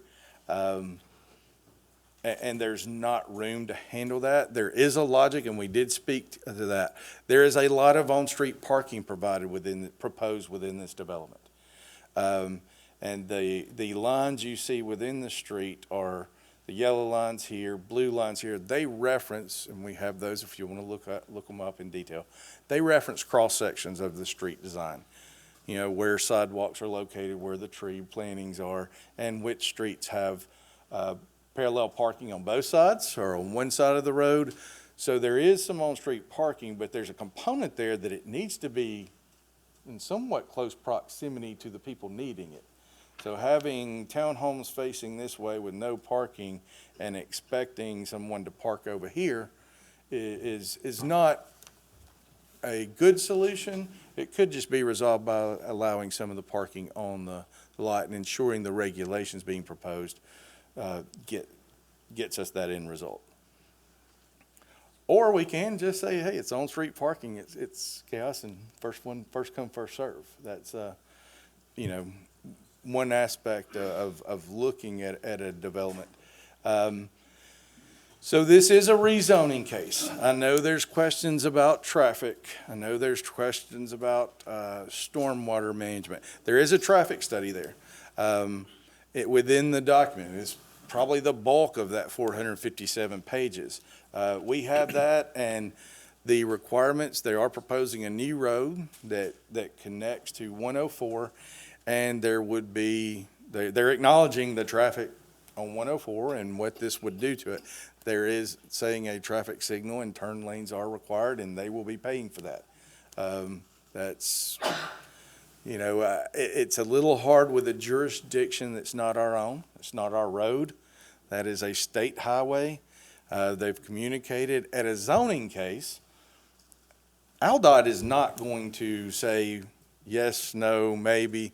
Anybody can come up, and I think within the report, and a little critique on this was the traffic engineer tried to reach out to AlDOT and get an answer, is this okay? AlDOT might get 50 of those a day. We're thinking about a zoning case. We're thinking about applying for this.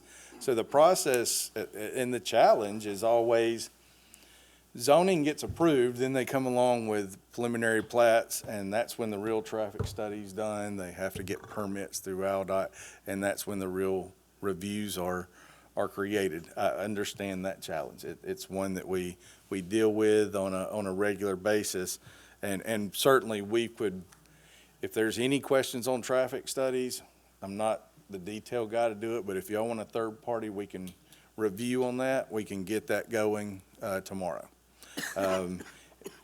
If you can provide any guidance or specific things that we should look at in particular, we will be happy to do that. But being a rezoning case, I'll go in, you know, the criteria is on the, as we said, this is a recommendation to the city council ultimately. If this is tabled, just so everyone's aware, we would be back in front of the planning commission with a public hearing that we will notify, the same as we did this one, because it's likely that something may change within the plans tonight. So without spending a lot on specifics of this plan, know that there will be another opportunity both at the planning commission to see what our staff reports and our reviews are, any revised plans, and a chance for a public comment here as well as at the city council meeting. Those standards of review, just to kind of run through the options you have in front of you per the zoning ordinance. You can recommend approval of a zoning map amendment to the city council. You can recommend approval of the application to the city council based on specific conditions. You can recommend denial of the application, or you can continue the discussion of the application for further study. This shall only be continued one time without the applicant's consent before the planning commission shall pass it along to the city council. What we recommend as a staff is we do recommend holding this over. It's certainly not going to be ready back in front of you by April. We don't have enough time for that. We're already reviewing those cases. We also don't want this to be completely open-ended. So we would recommend holding this over for up to 6 months.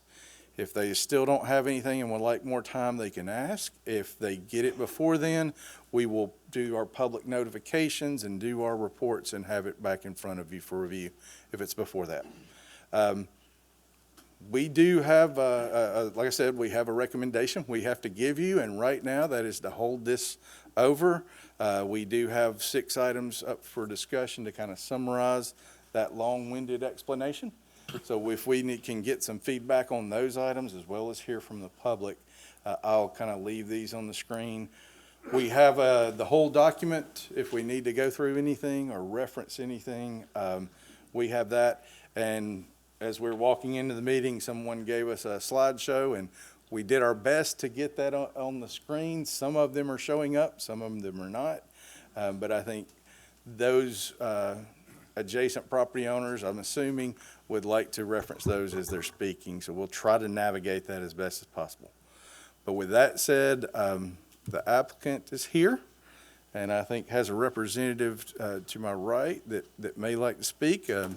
I'll leave it up to them if they want to do it before the public hearing or open the public hearing and get comments, and we'll Are you answer as many. asking for commissioner comments and feedback before the public hearing?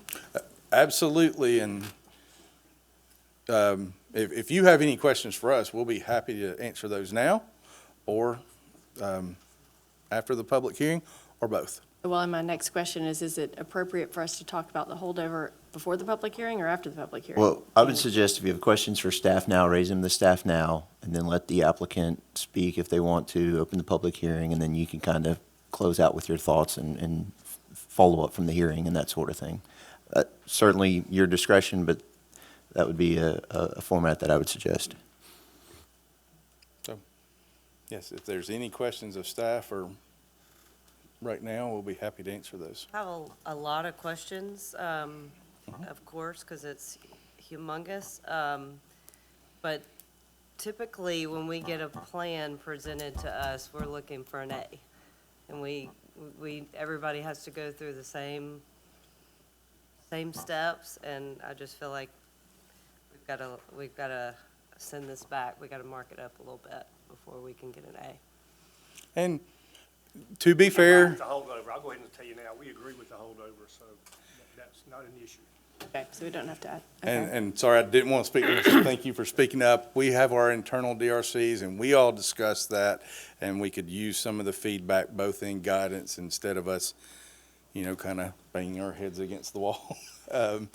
And before we kind of take a deeper dive into some of those details that we could, get back in front of you with a recommendation. Is that something we have to make a motion for, or do we just agree for the holdover? At the At the end, end, we okay. need, because I want a definitive time for the benefit of the applicant That's when and the we'll public define. and the planning commission, so make sure we'll get with them, make sure they're agreeable to it, but we'll try to make sure it's all, clear.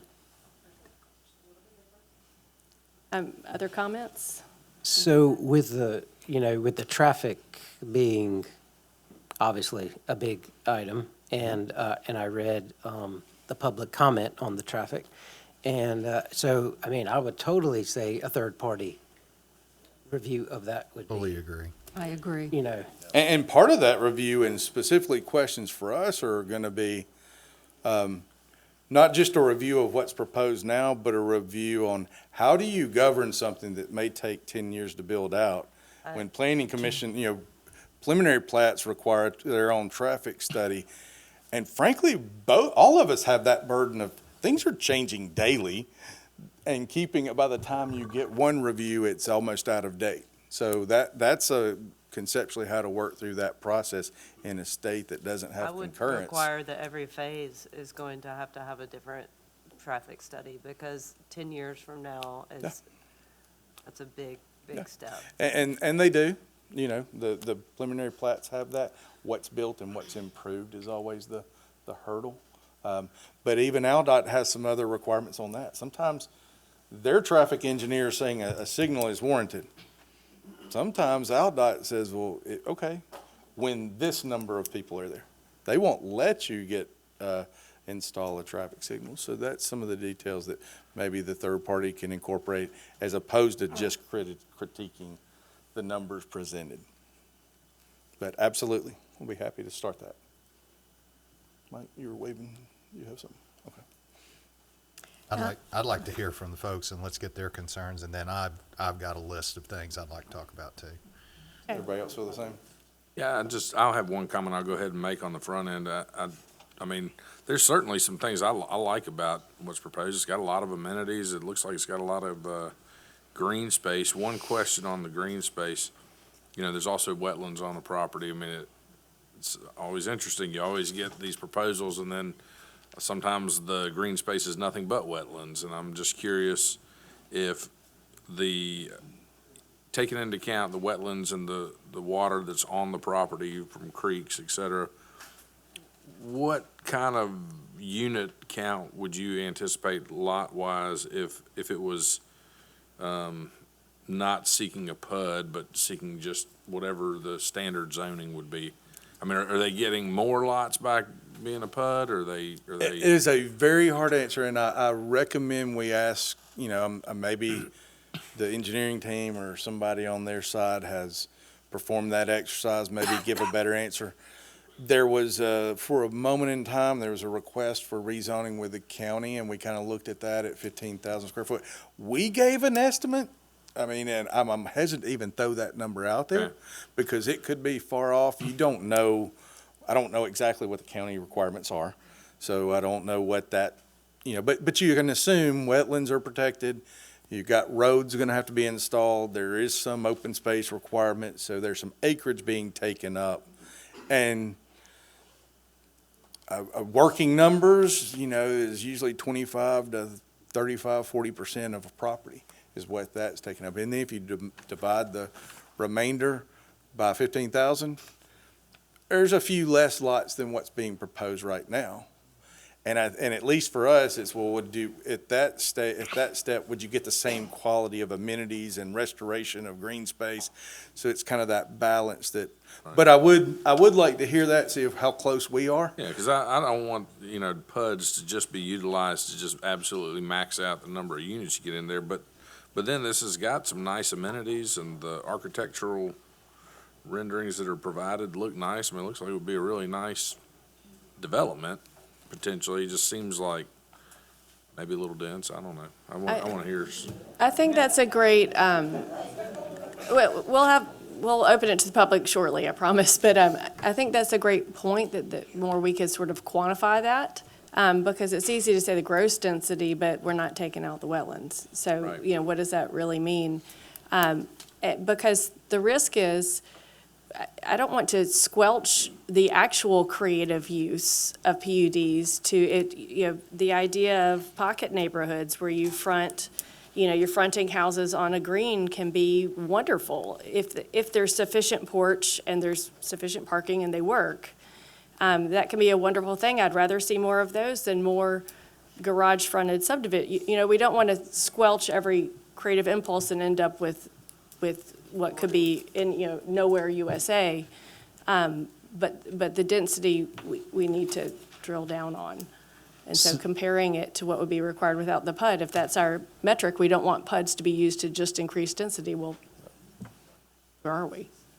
So, I think it would be, helpful. I mean, sometimes, a lot of times the general public, doesn't, kind of really understand that, if these properties are zoned a certain way and they, that we have to approve if they meet all the other, requirements, if it's zoned for this, whether we like it or not, we approve it because it's, zoned that way. So in this PUD, so we're giving an exception to this developer to be creative and to do this. So what are we getting from this PUD and this development that we would not be getting it if they went through a more typical or standard R2 or whatever development? Why should we approve this? Why is this PUD better? And for the neighborhood and for everybody.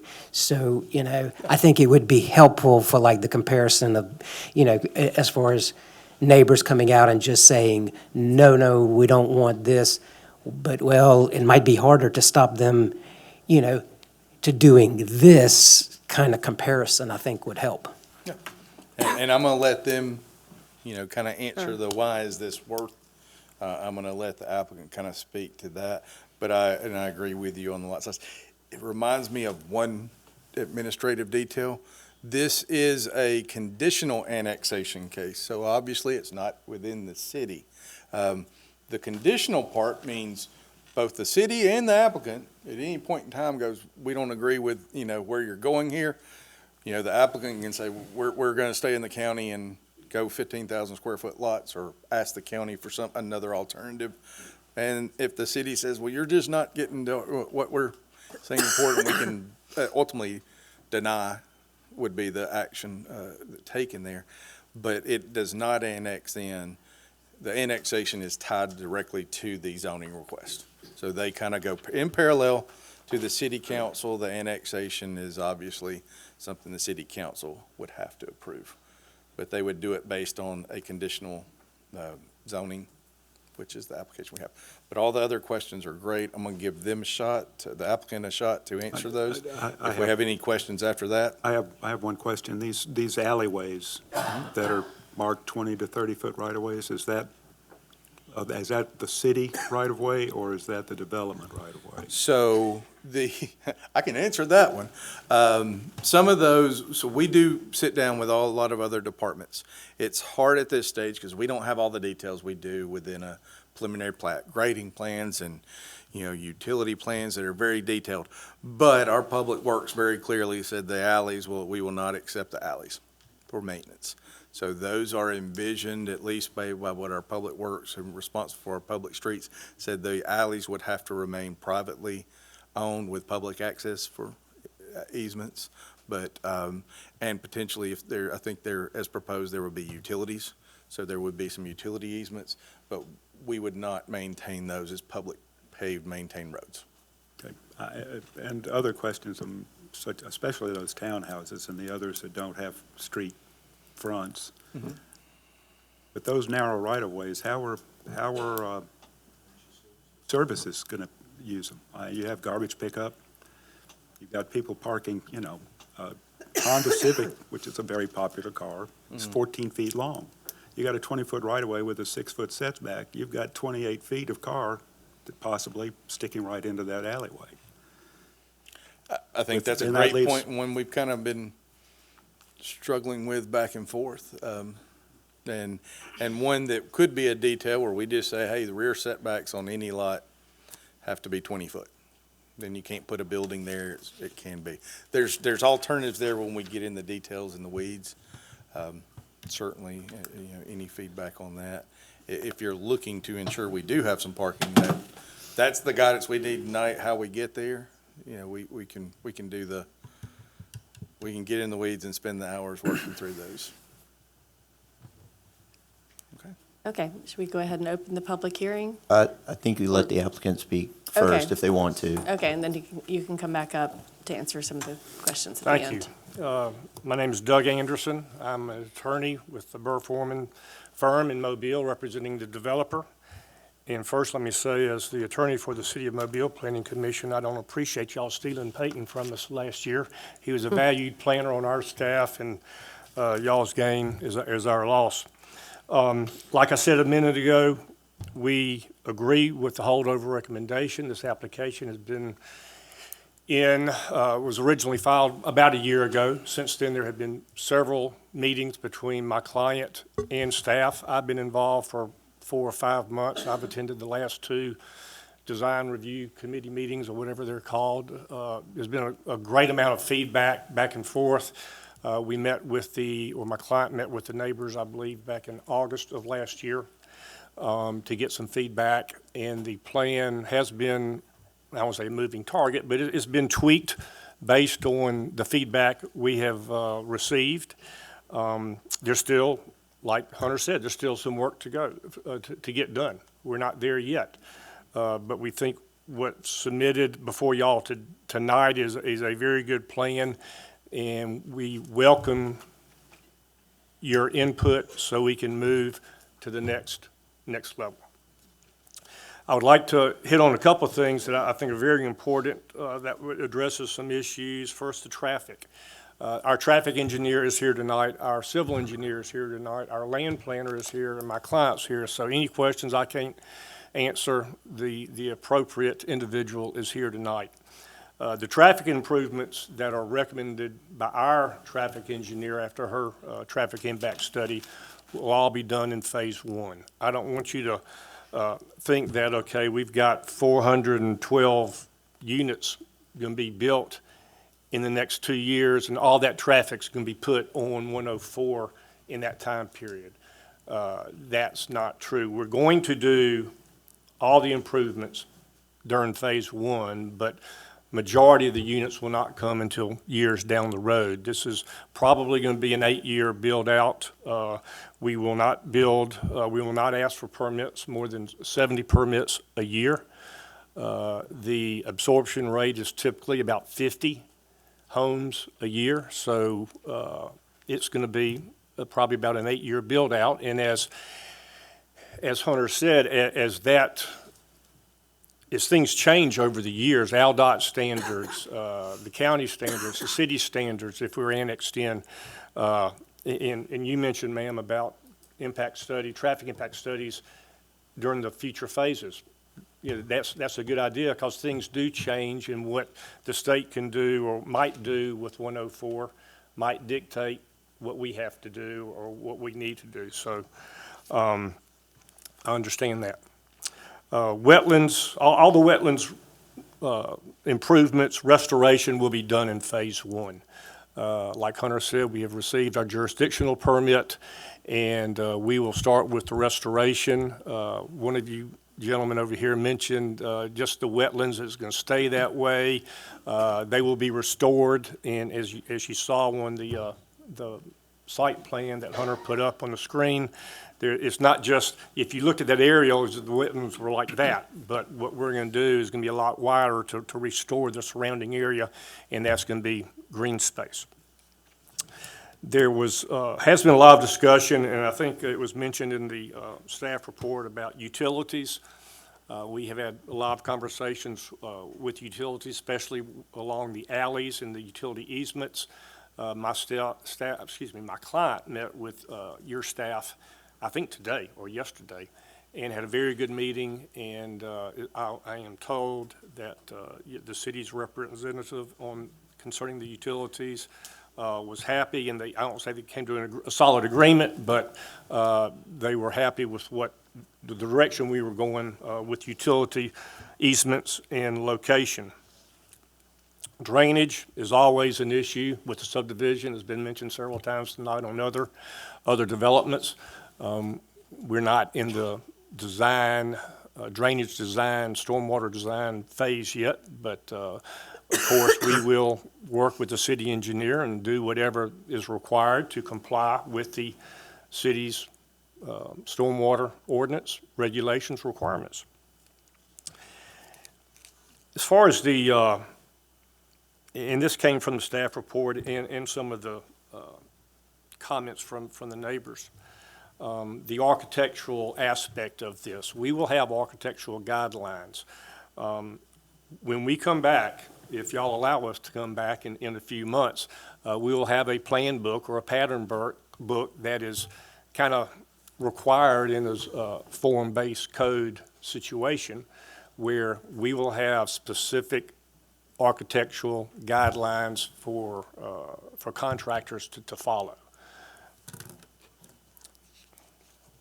Of course, we will have restrictive covenants, declaration of restrictive covenants that will address your typical subdivision, the maintenance of all the amenities. And so that is, you know, all the protections that any subdivision would have, we will do.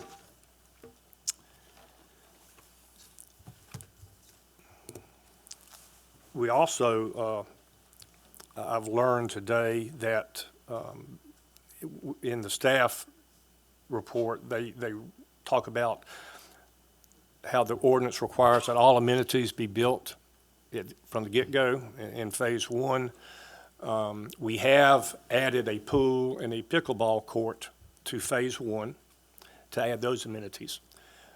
The issue with doing all of them is that majority of the amenities are on the east side, northeast side of the wetlands, and we don't want to get over there and start doing a lot of construction right from the start during phase 1. We want to go ahead and restore the wetlands and not having to cross them during phase 1 while we're restoring them to do the amenities, and that's one reason. We're not going to build that infrastructure out. And we go back there and build a park, but it's just going to be a park or a basketball court with nothing else around it. So we would ask that we be allowed to do that in phases.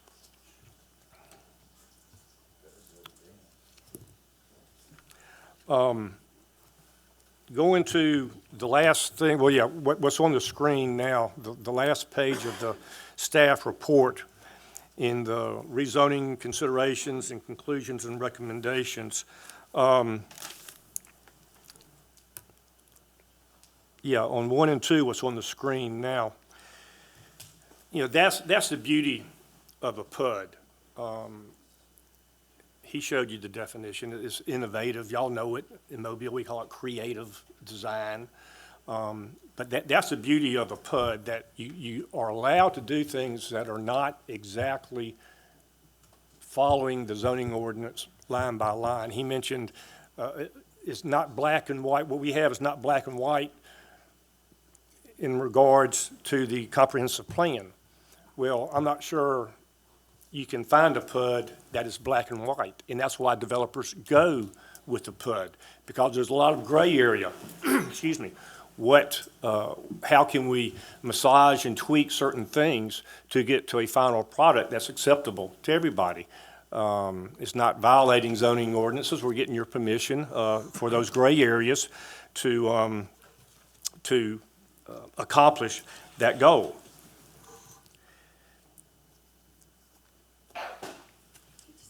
He mentioned the parking. There will be 867 on-street parking spaces once this is built out completely. And again, going back to the PUD, and I think you mentioned, Mr. Fontenot, what can you get from this PUD that you wouldn't be able to get from a regular subdivision? This is a product that offers a lot different than what your typical tract builder is building out in the county. We've got 4 or 5 different products from the townhomes to bigger lots. The price points are going to be a minimum $400,000 to about $900,000. You don't find that in a typical subdivision. And I think the location is very key. You got the high school, the Catholic high school right there, and it's growing. It's taking a lot of students away from McGill, Tulane, and Mobile, I can tell you that. And it's going to continue to grow, and having a subdivision that has that many different products next to the high school, people want to move here to attend the high school or relocate from other parts of Fairhope or Baldwin County to be close to the school. I think that's a big positive for our plan. It just allows the opportunity for more of a cross-section of the community to be able to afford a nice home in the city of Fairhope next to the high school. That's all I have, and I'll be glad to answer any questions. Like I said, I've got 4 or 5 people behind me that are a lot smarter on certain issues than I am on any questions, so. I think we'll probably do the public hearing Sure. and then have y'all come up to help answer the questions. That'll be fine. Thank you, ma'am. Thank you. Okay, I'd like to remind everybody, I see a lot of smart people out there. And we've received a lot of letters, but I would like to remind everybody that this is being held over and it may change. So if you have general comments that are not tied to the specifics of the application, come on up. But if you maybe don't want to do this twice, you will have an opportunity to speak when it comes back. But with that, we'll open the public hearing, and anyone who'd like to speak, come up one at a time, state your name and address for the record, and we ask that. 3 minutes. 3 minutes? My name is Linda Smith, and I would like my 3 minutes to start when the PowerPoint comes up that we brought. Okay. And I want to make that comment. As you come up and speak, if you're intending to use something on the slide, give us just a moment to navigate to it, and we will try to find it. As we said, some things are not Okay, you've gone too far. too far. Okay. Well, and Linda being first doesn't have to worry about this, but as more people speak, if someone has made your point, you don't need to restate it. Trust that we've heard it. You're too Where yours far. turning? Wait. This is the Is that- first is that- one That's in the the first front. one, okay. Did she not say? Okay. And you need to state your name and Yes, address and for you the can make it- record. Can you stand there and make it move for me? I was a teacher and I had students that did this. She's really good at this.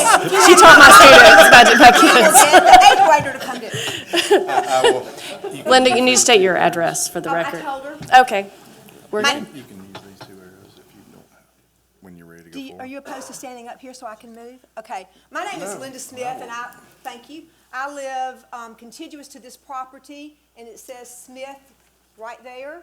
And I have lived there for 30 years. Excuse me?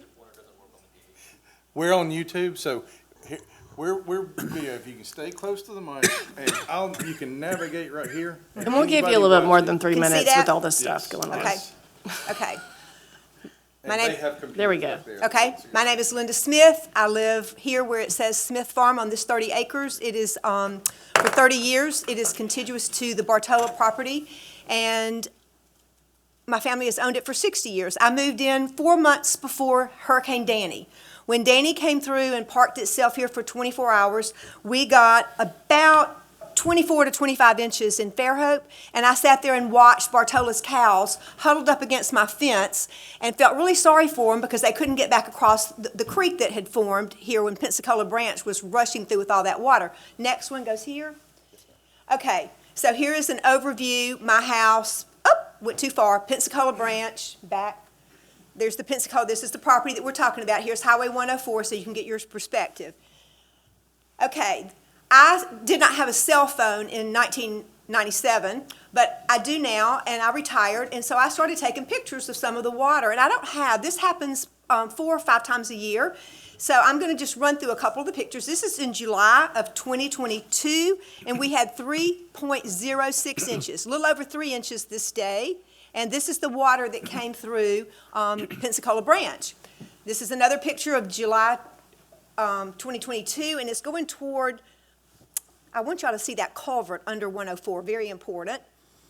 Okay, this is in November of 2024. It's a lovely shot at night. I hope you can see over to the right. I have lakefront property sometimes, and you can see the lights to the back, and you've got a beautiful view there. Another picture of looking over toward 104. You can see how far the water extends. I hope you can see that. This is in December of 2024, another picture of water. And in December of 2024, November was 3.9 inches, December was 3.88 inches. This is March 30th of 2025. This is the culvert. Where's this little thing? Okay, this is the culvert by which all that water has to go through. This is not a bridge, but it's just a big culvert with 2 big holes. This is the ditch in front of my house and the water running there. And I've got a fabulous video, but I don't know if it's going to show on your equipment, nor I may not have time. But any of you, if y'all get some better equipment or would like to come to my house, we'll put this on the television, and I would like you to see, because this is, oh, There we go. Oh, yes. Okay, this is just a panoramic view of March of 2025, and that day, it was really cool. This was a Sunday. We had 1 1/4 inches before 11:30. Then we had, that's my driveway. I do not have impervious, I have a shell driveway. 1 1/4 inches before 11:30. Then we had a little break, and then from 2 to 5:15, we had another 3.5 inches. Oh, there's the culvert. Look. Can y'all see that water going through there? This is all the water that comes through that property goes through that little culvert. That's the verandas in the background. I'm getting a little bit dizzy seeing this, but okay, so this is their green space. That was a beautiful picture of green space, but my neighbors here in Fish River, they're going to have all that green space in their yards. I hope y'all need some new, okay. So this is still March of 25. Okay, I don't know how you stop the video, but, okay. So, and I told you how much that was, about 4.75 inches total on Sunday. This is 1 week later on April the 6th of 2025, and this is with 3.7 inches of rain. Can y'all see over there? Can y'all see how much rain, how much water that is? And this is as it gets into the evening. And Mr. Cortinas, you said that it had to take 48 hours. If it was clear, it was clear, it was good. This will mostly be gone in 48 hours, but it's a hell of a ride until you get to that. I get it. You got it? No, Okay. I get it. Okay. Is anybody clocking me? Do I have some more time? We'll give you a little bit more because of the setup, but we're a Okay, little okay, over. okay. So, now I didn't even have pictures of this, but, because this is October of 2025. So y'all seeing, we're getting this, I'm not even always home, so we're getting 3, 4, 5 of these a year. And this is one that I didn't have pictures of, but look at these great pictures. This is across the street from 104 on the south side. This is the Verandas pedestrian bridge, and you can see all the debris. You can see how high it was even once it's gone through the culvert. And all of this water that's rushing through this property goes into Pensacola Branch, which empties into Fish River. And these people on this row right here are getting, we've got some pictures of Fish River and what it looks like there at the end of this slideshow. I'll either come back up or somebody else can do that part. But we've got some other things. I think there's some other people that would like to speak. And if you have any questions of me, I'll be happy. I just want you to see that what we're having now with 3, there's nothing here that was 6 inches. And what we're having, the water that's coming through there now is worse than the Danny with 24 inches because of all of the pavement that's been done around us. Questions? Thank you. Thank you very much.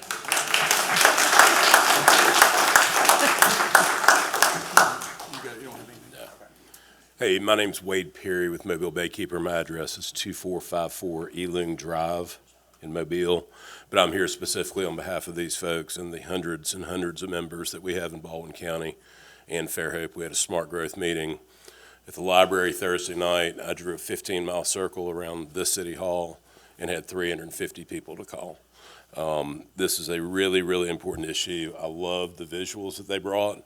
I cringed a little bit when I heard these referred to as low-quality wetlands. Y'all tell me now, have you ever heard of any wetlands getting better with 400 more roofs, more parking, tennis courts, roads, etc.? It doesn't happen. We believe this is a terrible, terrible proposal for the community, for the environment, and that is why it was at least one environmental firm I'm aware of refused to work on it. It's why they had to pull out from the Baldwin County process, because Baldwin County was fixing to tell them no. And I think it is a terrible look for Fairhope to greenlight something that Baldwin County was about to nix. Bad luck. Baldwin County ain't gonna be approving anything anytime soon with that solar farm, and election's coming up in May. I promise you that. I know that for a fact, or at least I've been told that. We think this is a bad deal for the city. We think it's a bad deal for the environment. And I was unaware that y'all had already voted to table this. I would recommend that y'all vote to say. We haven't. I would recommend y'all vote to say no. And this, just put it back out to pasture now. Let's don't prolong this. It's a bad deal. Thank you for listening. Thank you. Thank you. If we could, sorry, just hold back on the clapping for the public hearing. Thank you. State your name and address. Yeah, my name is Ben Gould, and I'm at 21735 Pillar Street. This explains what's going on that Linda was talking about. Essentially, this is the Encounter Commercial Development, which is huge. That is their retention pond, and it overflows into the Bertola property. This is the Rockwell Place large apartment complex. That's their retention pond, and it overflows into the Bertola property. This is Harvest Green East, very large development. They have retention ponds, and they all overflow into the Bertola property. This is the high school. It has a retention pond. It overflows into the Bertola property. This is an RSF2 30-acre plat that was just approved by the county. They are planning to send their overflow from their detention ponds into this property. This property right here has never flown into that property. It is actually kind of a stagnant property, but they've got to get rid of the water, so it's all going to the Bertola property. And that all goes down here. And I don't know if y'all know it, but I keep hearing greenway and green space. And everywhere on this map, this is the Pensacola branch of the Fish River, and they're calling it green space and greenway. And then you have all these drainage ditches from all these big developments around that have overflow from their detention ponds. And they're calling these channels green space and greenway. I mean, it is a complete misuse of the English language. So this shows exactly what they're doing. This is their plot. It shows the Pensacola branch going right through. It shows the commercial drainage, the apartment drainage, subdivision drainage there. There's also drainage here from the verandas. And this is not greenways and green space. This is a major drainage basin for the Pensacola branch of the Fish River. There are no detention ponds on their plan. And so, you know, all they have to do is look across the street and you have RSFE 3 to 5 acre lots. If they did that on this property, there'd be a lot more ground that water could absorb in. This is the absolutely worst case you could ever do, maximum downstream environmental and property damage. And I did a little calculation. If the entire Encounter, Rockwell Place, Harvest Green East, High School, and this over there is called the Fairhope Reserve, if that was all fully developed and the Bertola property had their 413 homes on it fully developed, if we had 12 inches of rain in 24 hours, we would have 80 million gallons of stormwater runoff with a 45-foot elevation drop from the top of the property down to the bottom. That's it for me. I mean, so this is I've got a video here if I have time. How long is it short? I can fast forward through it. Yeah, maybe. then we can see it. Yeah. Let's see if it'll start. Yeah, we're at time, but if you can just pull us through it. Yeah, let me see if I can get it going here. Well, maybe not. Linda's videos. Anyway, y'all get the idea. This is Sure. you know, it's a major drainage basin, and nothing is going to stop that water. With all these developments dumping their overflow into it, it's going to get worse over time, and there's no restoration there. It's going to be a major flood area. Thank you. Thank you for your comments. Would anybody else like to speak?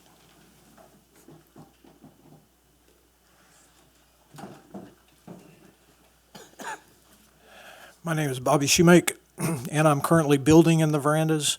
I live at 21482 Roundhouse Road currently. So 4 or 5 months ago, I was here with you. We heard this presentation. Same thing, right? You were all here. You heard this presentation. There was feedback given. And people may disagree with me, but that feedback was not taken to heart. We are back here today with the exact same plan, with about the same number of houses, with no detention ponds, with the same drainage capabilities, with the same absorption capabilities, with the same traffic capabilities. So, in my mind, nothing's changed. I don't like the PUD designation. I don't think it fits here. Unless there are really substantial guardrails, I think it's a setup, and you may end up in a place that you don't want to be, or I don't want us to be. So my message to you is, I think there's a high bar here. You heard the staff say they recommend holdover, and I don't want to take words out of your mouth, but I think I heard you say if you were just absolutely had to make a decision today, you would say no. To me, that says high bar. And so we have to listen closely. We have to speak at all times. We have to look at the details.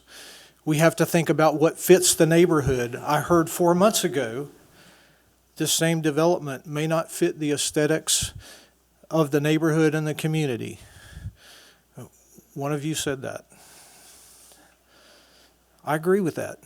I still agree with that. Don't think PUD is the right designation. There's a high bar to get over here. Please take notice of that before you approve something we would all regret, and the people of Fish River will regret. It's not just about us, right? It's about what happens everywhere around the community and downstream from us. Thank you for your time. Thank you.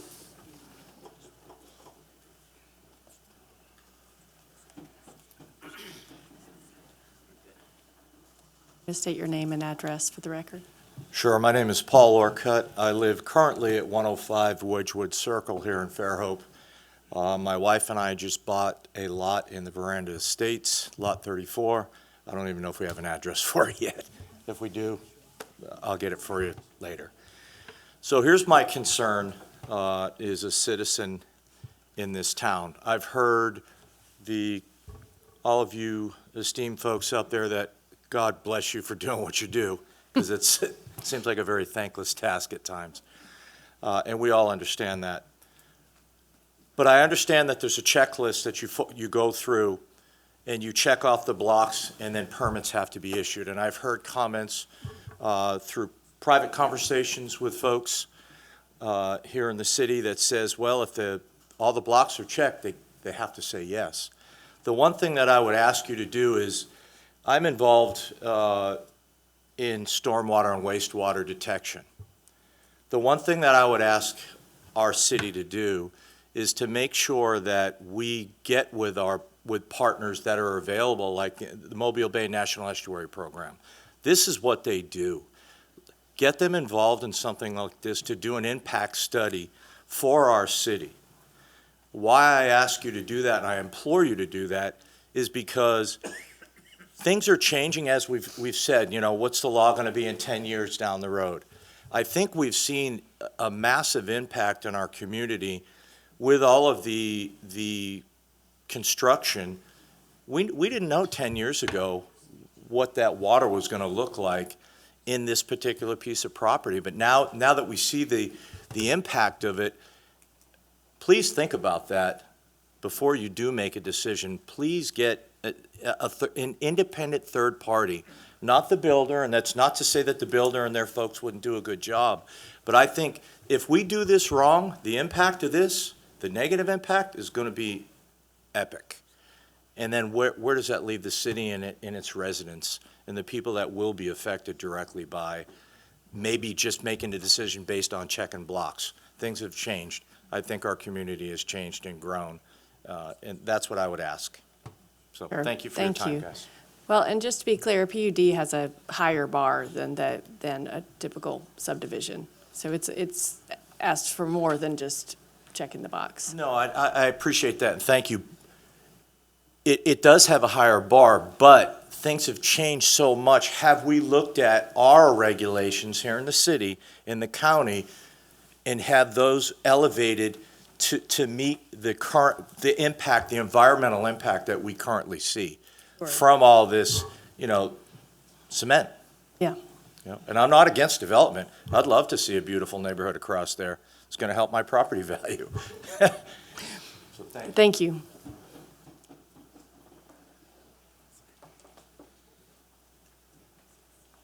Hi. Hi. Thank y'all. I'm Margaret Hudson. I live at 12843 Woodhaven Dairy Road West, Silver Hill. And I know I'm not a Fish River resident, but how do I get back to the slideshow? I mean, I'm not a Fairhope resident. But the impact of what's going to happen with Pensacola Branch getting so full and overflowing, and 80 million gallons of water with 12 inches of rain coming down through those culverts, all of that is going to land down our way and create incredible flooding our way, which has already happened. When we first moved here, or even before we moved here, the depth of the river down there was 9 to 12 feet. Now it's 4 to 6 feet. And that's because of the runoff, the silt. But what happens when these storms come through? I think it's the next one. Whoop. Is it no more? When the storms come through, is that the silt is not just silt, it's septic, it's diesel, it's all kind of contaminants that are coming through there that are then flooding in the houses, but also then it all lands in Mobile Bay. And that's why, is it the next one to do like this? It's not going to do it? Okay. So we had pictures of the flood and what it does and the different levels of flood and how many inches. It used to take, like in 2017, and I had pictures of it, 3 or 4 inches would only give us 11 feet of flooding at the river, which meant, I think, part, I forget what part, 11 inches, County Road, that Bohemian Park floods at about 11, when we get 11 feet. So when we get now 4 inches in one day, now that's when Bohemian Park goes. Well, now when we get 4 or 5 inches in one day, we can get all of as much as 16 feet in a day. Yeah, this is Fish River. Okay. I'm going to get to the, all right, this is the beginning, that's Beth's. This is upriver from us, but it's all coming down from this Pensacola branch and all the way from Loxley and everything else. All of that debris clogs the river, wrecks the recreational value, but also it blocks people from being able to use the waterways, which is part of the draw down here. But it becomes dangerous too, because people hit it with their boats and their people. This is the property when, not our property, it's our neighbor's property when we had, I think, 12 inches of rain. This is her carport. This is the erosion of our neighbor underneath. It used to be a 3-tiered deck that went down to the river.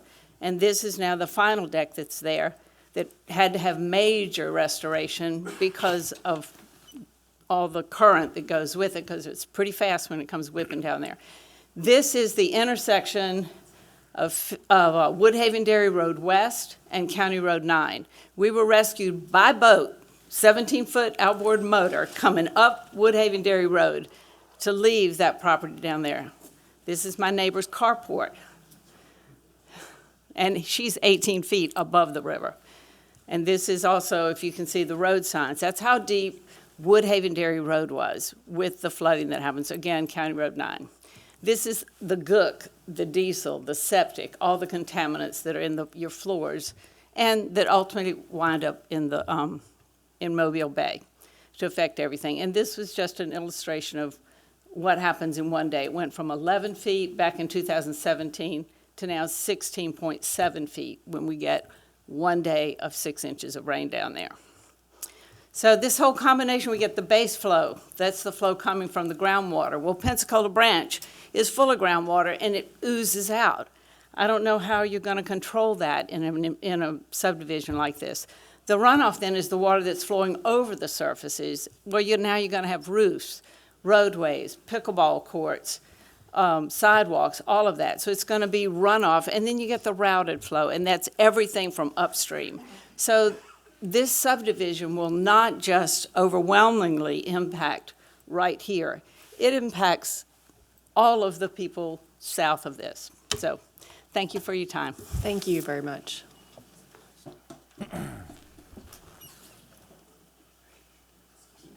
Hi. Good evening, long evening for you folks.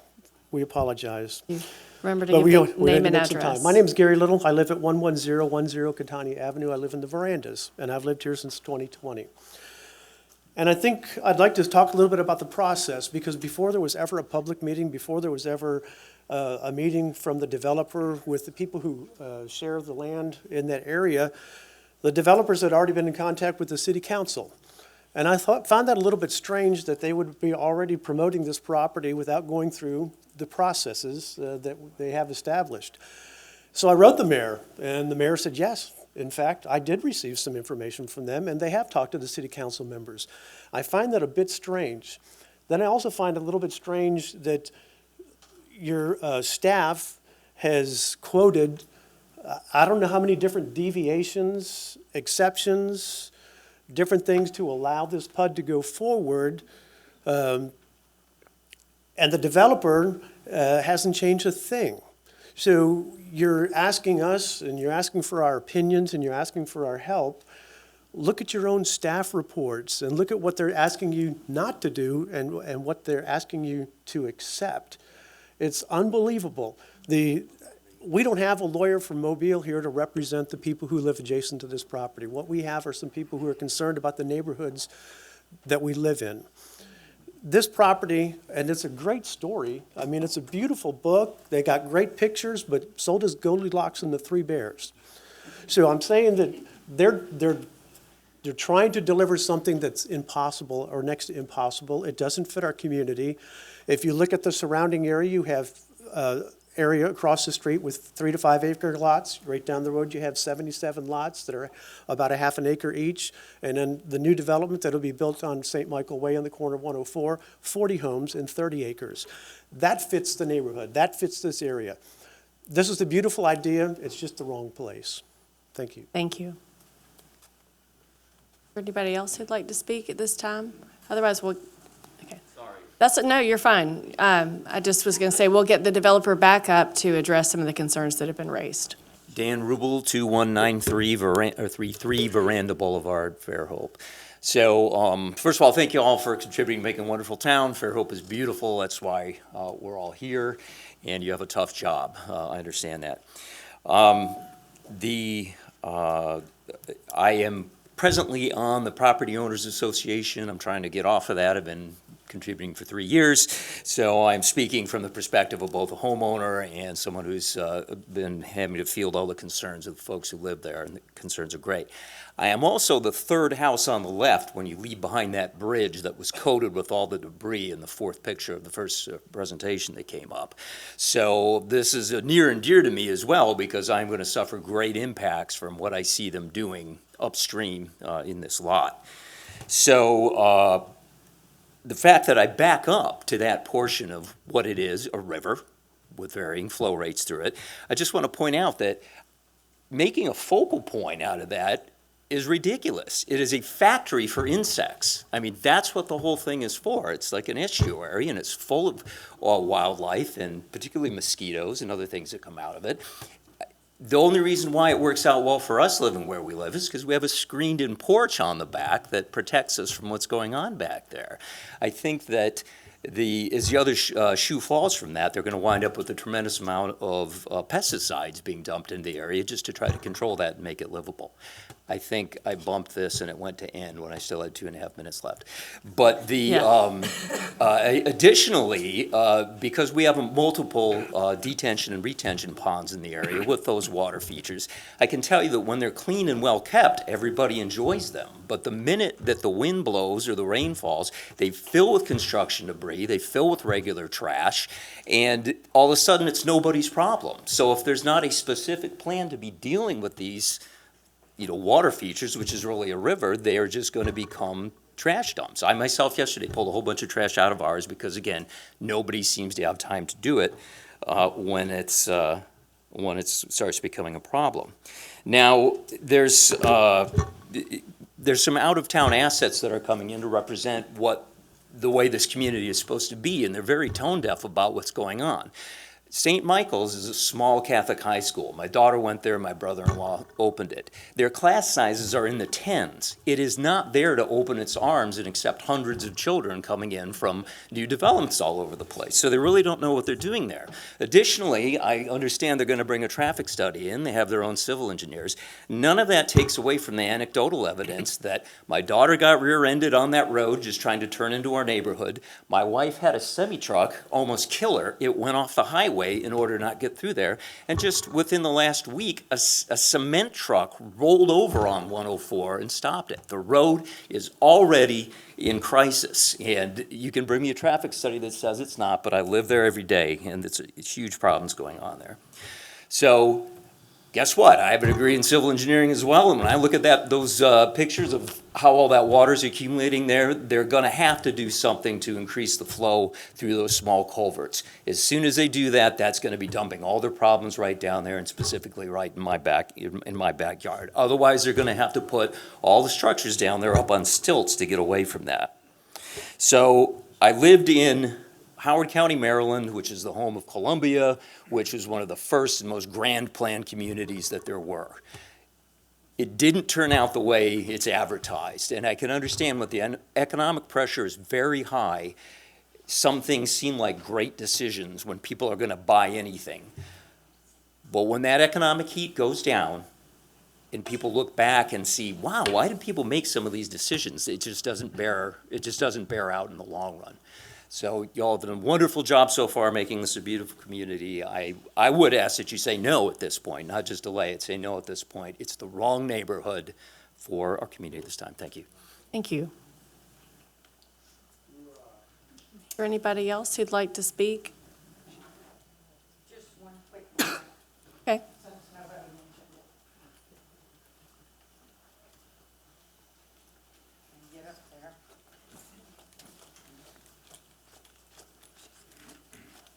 Sissy Hawkins, 11567 Branchwood Drive. There. Sissy Hawkins, 11567 Branchwood Drive, District 37 moderator. Nobody brought up 867 street parking spaces.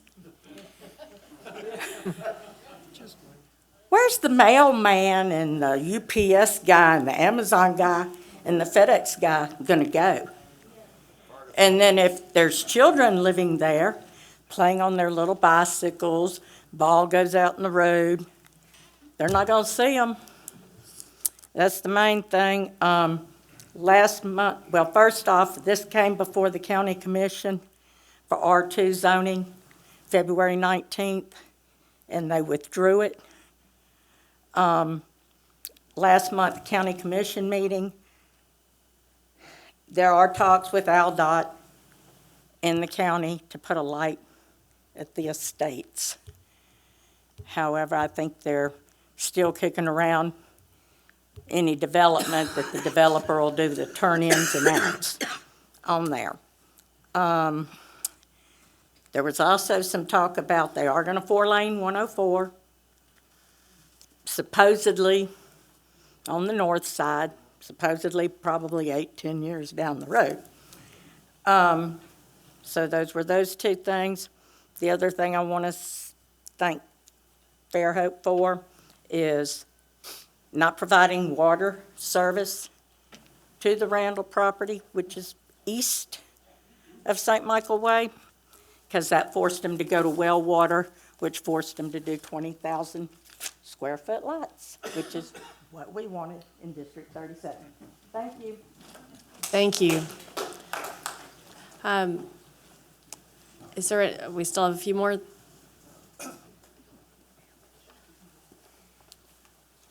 My name's Hollis Salou, 12853 Woodhaven Dairy Road West.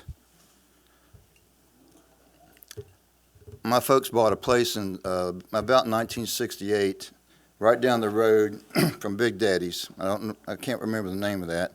We had a Jim Walter's house on blocks, and one hurricane flooded it. We built up, and so years ago, I mean, we thought I'd never have to deal with another flood like that. But in 1991, I bought on Fish River. 1997, first flood, Hurricane Danny, I had light switch high water in my house. I swam out on a surfboard. Can't do that anymore. But in 2005, just I think that was April Fool's Day flood, had like 3 foot. 2014 or 16, I can't remember now, I had 5'10" in my house. And with Sally, I had like 39 inches. So John Prine wrote a song called Progress of Man. And so I'm a victim of the progress of man. So. Thank you. Is there anybody else who'd like to speak, knowing that there will be another time, if it is held over, I should say? Okay, with this, I'd like to close the public hearing.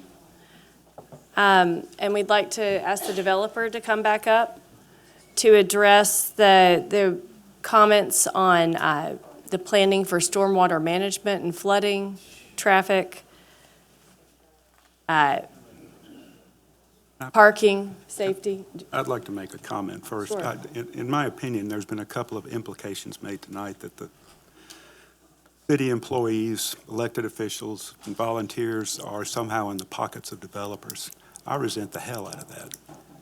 That's all I have to say.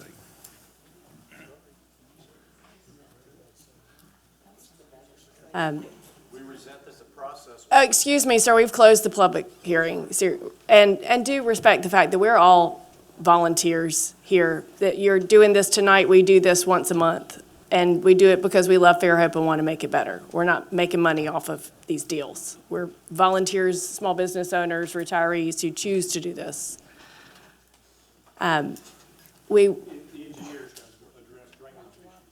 Okay. So drainage issues may be a little light. We would like to address, and we realize that this is not the time when you've presented a full stormwater plan, but strong concerns were brought up about existing flooding conditions, the restoration of that wetland, how storm will be managed with that Yes. waterway. I guess first, I'm Paul Marcinko, Jade Consulting. I was going to start with something. If my kids are still watching, then hello, but they're probably asleep by now. But you mentioned y'all are volunteers not getting paid. I mean, obviously, we are the engineers for this project. So when we get to design and we go through design, whether this project is built or not, downstream drainage issues, hurricanes, they're never going to stop. I mean, the hurricanes are going to keep coming. I've heard a lot of information tonight. We can't go through every single thing. I'm here to answer any questions that you have. Starting broadly, we understand that there's a lot of off-site water that's coming to this site. We're going to have to retain some of that water. We're going to have to release what we need to release. The way the project is now, the way the site is now, it's a drainage swale that goes through. There are some areas that are wetlands. There are some areas that are not. We're proposing some crossings. The Rockwell development drains this direction. Encounter was our project. When that project changes, that pond's going to be reshaped and changed too. So drainage, when you look at the entire area, the whole world, it's always changing. This project, as we go through the design of it, we will look at pre versus post, and we'll look at the requirements of the city of Fairhope, the subdivision regulations, and what's required of that. And we will certify that pre is, the post-development release rate is lower than the pre-development rate. That is what our requirements are. That is what our entire career is based on. So I'm here to answer any questions that you may have specifically or broadly, I guess related to drainage to start, and then others are here to answer other questions. Well, and one of the things I want to bring up is during the DRC meetings, talking about it, this is not designated on a FEMA map as a floodway, but it is a heavy drainage area. So one of the things I had told the developer and the engineer I wanted was a FEMA-based flood study, which is what they use to determine where designated flood zones and designated floodways, which are riverine areas, it's the criteria that they use to designate those on a flood map. And that was brought up in the review committee meeting, that I would want to see a flood study done using those guidelines for this property as part of the review process. Yes. And we agree with that. I mean, that would be part of our design as we look at whether it be pipe sizing or orifice elevations, weir elevations of those crossings to control the water, to back up the water, detention, and then release it in a controlled manner. The water has to keep flowing through. We can't back it up upstream because there's houses upstream. There's houses on this property. If it is developed, we can't back it up there. It's exactly what Mr. Cortinas is talking about, is basically a flood study that looks at where the staging of that water will be, whether you want to call it flooding or not, staging of that water will be, and where the water will come out into the development, into those green spaces that are green spaces that'll be used as detention. And then when the water flows away, the water won't be there anymore while it's not raining. I guess there are instances where it seems like the requirement to not increase the rate may not be sufficient when you have multiple outlets that are not increasing the rate, but they are increasing the volume, all dumping into the same area. Then you're impacted by the volume increase and the cumulative impact of all of those drainages. And I guess, you said the staging of the water, the holding of the water, but the truth is the property is providing that green infrastructure service, that ecosystem service. Right now, it is holding water, where I'm having a hard time seeing how it can do that with the density, how it will be able to continue to do that even as it is now with the density being proposed. And that's exactly what the study will be. I mean, we saw the photos of the water coming up, and that's from neighboring properties. That water's it's not currently going on to that neighboring property. It's within the bounds of what would be a floodway if it was a floodway, and it's not, or what would be a flood zone. In this case, it's not. those areas will be modeled, and the staging of that water will be exactly what we have to do when we go through the design.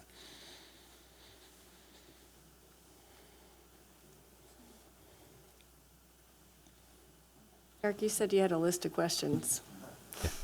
Yeah, I mean, it goes back to the development and density and interior. You know, one of the things when I see a development, what I try to do is compare it to what do we have or what other developments have I seen that are comparable to kind of get an idea 3D what's on the ground.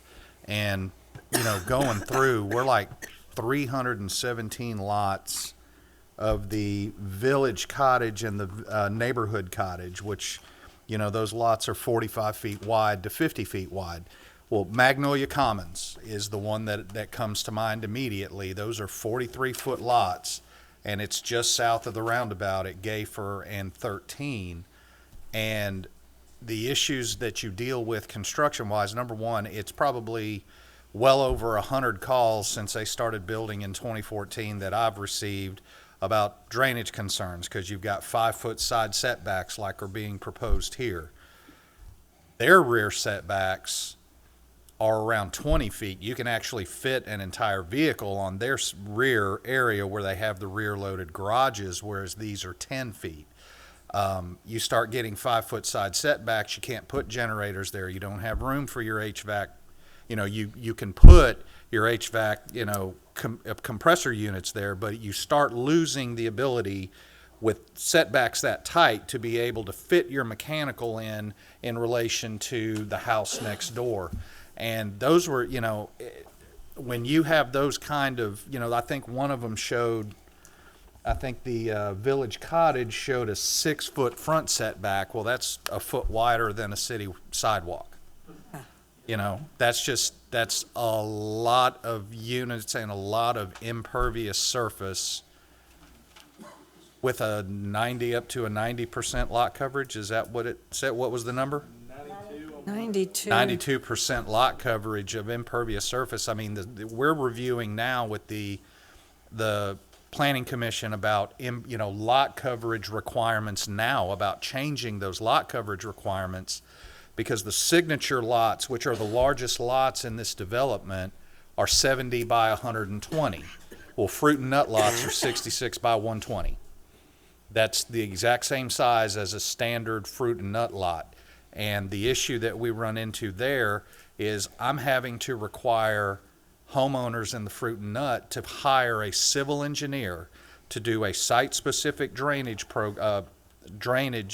plan for their lot, because they don't have the infrastructure to get the stormwater out, and it's just going from neighbor to neighbor to neighbor.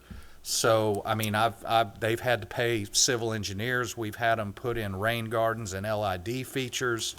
You know, we've done all these things, and that's what concerns me the most, is how much we have, how tight it is, how much impervious surface we have, and to see and to know that we've got, you know, potential real heavy, I'm not going to say the word flooding, heavy drainage that goes through there and heavy water flow that goes through there.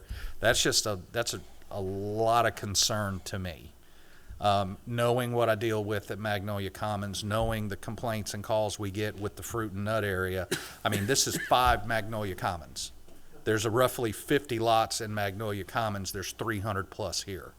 So that's the kind of things that concern me, is, you know, having that much there on that big, that size piece of property in that location. Do you want to speak to some of the concerns that were raised about the street parking and safety and the ability to, you know, turn around on the alley side, or?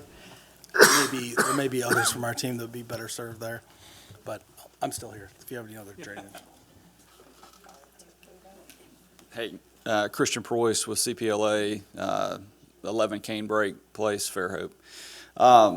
Related to the on-street parking, we're basically using smart code methods of on-street parking especially for the the rear-loaded products that Hunter mentioned, accommodating parking within the street cross-section so that visitors and people coming to visit the people in the homes have a place to park when they're within the development. That is, the points about the rear-loaded product with the kind of the devil in the details of accommodating those rear lot setbacks so that there can be parking for the individual resident on the lots. I think that's something that we definitely need to look into with the planning staff. The intent for the 800 spaces plus spaces is just that's showing you the capacity for the number of units within the development to have that. Now, every development that we design, not every street is fully parked with all those with a car on every linear foot of those spaces, but it is there in case it's needed. So we're not designing a parking lot. We're designing a functional street with pedestrian safety measures, bulb outs at the intersections, crosswalks, possibly raised intersections where there's higher concentration of pedestrian traffic, and so those are all the things that are taken into account in the urban plan. So happy to answer any other questions related to that if you have any.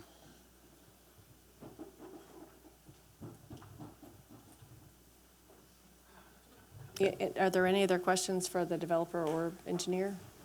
I've got a question, I guess, for the developer, and I appreciate the developer Landscape architect. being willing to, hold this over. I guess my question, maybe for everybody, is what all is going to be contemplated or addressed during the holdover before it comes back to the planning commission? Just the 6 questions here, or concerns that were brought up by the audience? All. I mean, we're going to address all of it. That was the purpose of us coming here tonight. Certainly, I knew coming in that drainage and the density was a huge question, huge issue that we had to address. I think we can address both those to your satisfaction. But yeah, we've been in constant contact with staff, and they've been very accommodating to spend time with us to fine-tune our plan, and that's what we plan on doing at the last design committee meeting. Hunter mentioned that. Let's go before y'all, see what we hear, and go back and see what we can do. And we're just not going to sit idly by and do nothing, I promise. This might go back to the engineer. Did he answer that sufficiently? Sorry. I mean, that's sufficient for me. I am trying to, I realize it's not designed yet, but I don't understand where the additional stormwater management will go. Like, are you talking about underground detention? Are you talking about deepening the waterway? Like, where is the volume? Yet to be determined.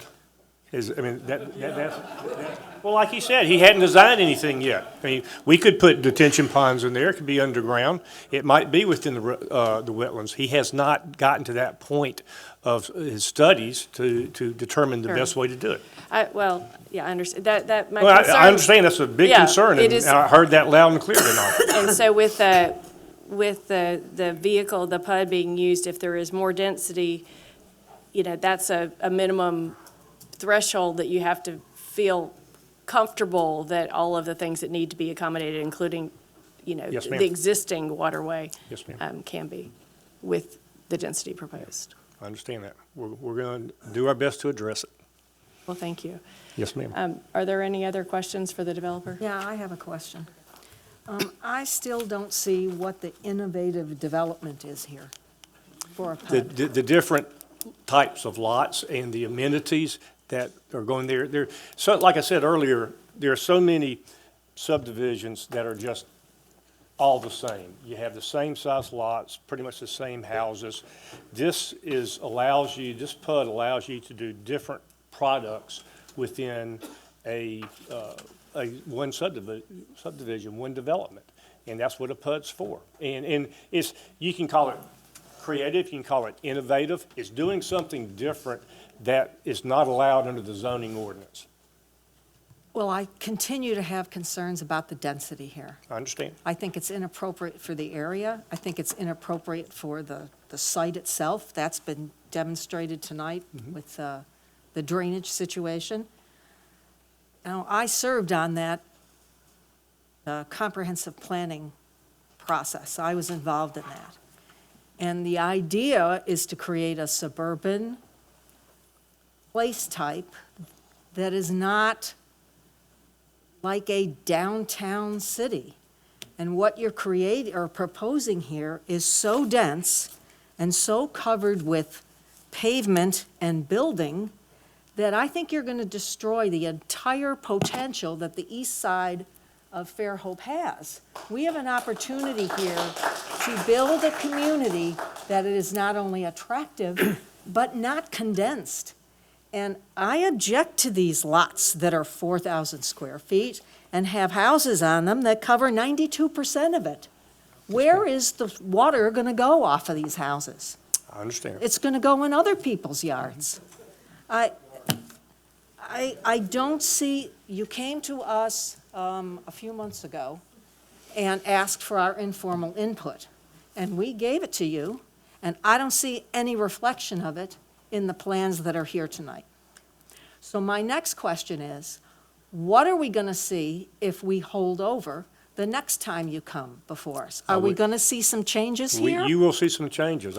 Significant changes? I'm not the client, I'm not the developer, I cannot represent to you what they will do, but all I can say is that they're going to put forth a very good faith effort, like they have with the staff for the last year, in trying to come up with a plan that's good for everybody. Okay, and we're not going to come back with this plan. We're going to come back with something that's different. I have another question. The plan that you were taking to the county, which was a larger residential lot size, comparable to our R1 approximately, Rhonda? Okay, all right. Why is that plan acceptable for the county planning commission and not presented to the Fairhope planning commission? I was not involved in the application at all. I don't know what it consists of, what the site plan was. I was not involved. I cannot answer that. I'm sorry. So we don't know how many lots would have been developed from the county under their. 300 or so? Yeah, about 300, you said. So about 113 less. Still with a wetland running through the middle? Okay. I also have concerns about the lack or the inclusion of streets that are not public streets. I would like to see fire trucks, garbage trucks, public services be able to go down those streets, whether or not cars are parked on either side. Yes, ma'am. I don't think townhouses, people who live in a townhouse want to walk blocks to have to park their car. I mean, that townhouse development in that area doesn't make sense to where it is to me at all. It seems like an afterthought thrown in to make mixed-use housing. Where are people on the north end of, assuming it's built 10 years or 8 years from now, on the north end of the project, going to park their car when they drive to the pickleball court on the south end of the project? I don't see any place for cars for the amenities. Well, there'll be I can't pickleball courts all up and down. I Not all can't up and down, but on imagine both ends. I can't imagine anybody's going to walk carrying all their pickleball gear or go to the pool with their little kids carrying their floaties and all the other stuff that little kids carry. They're going to use a car.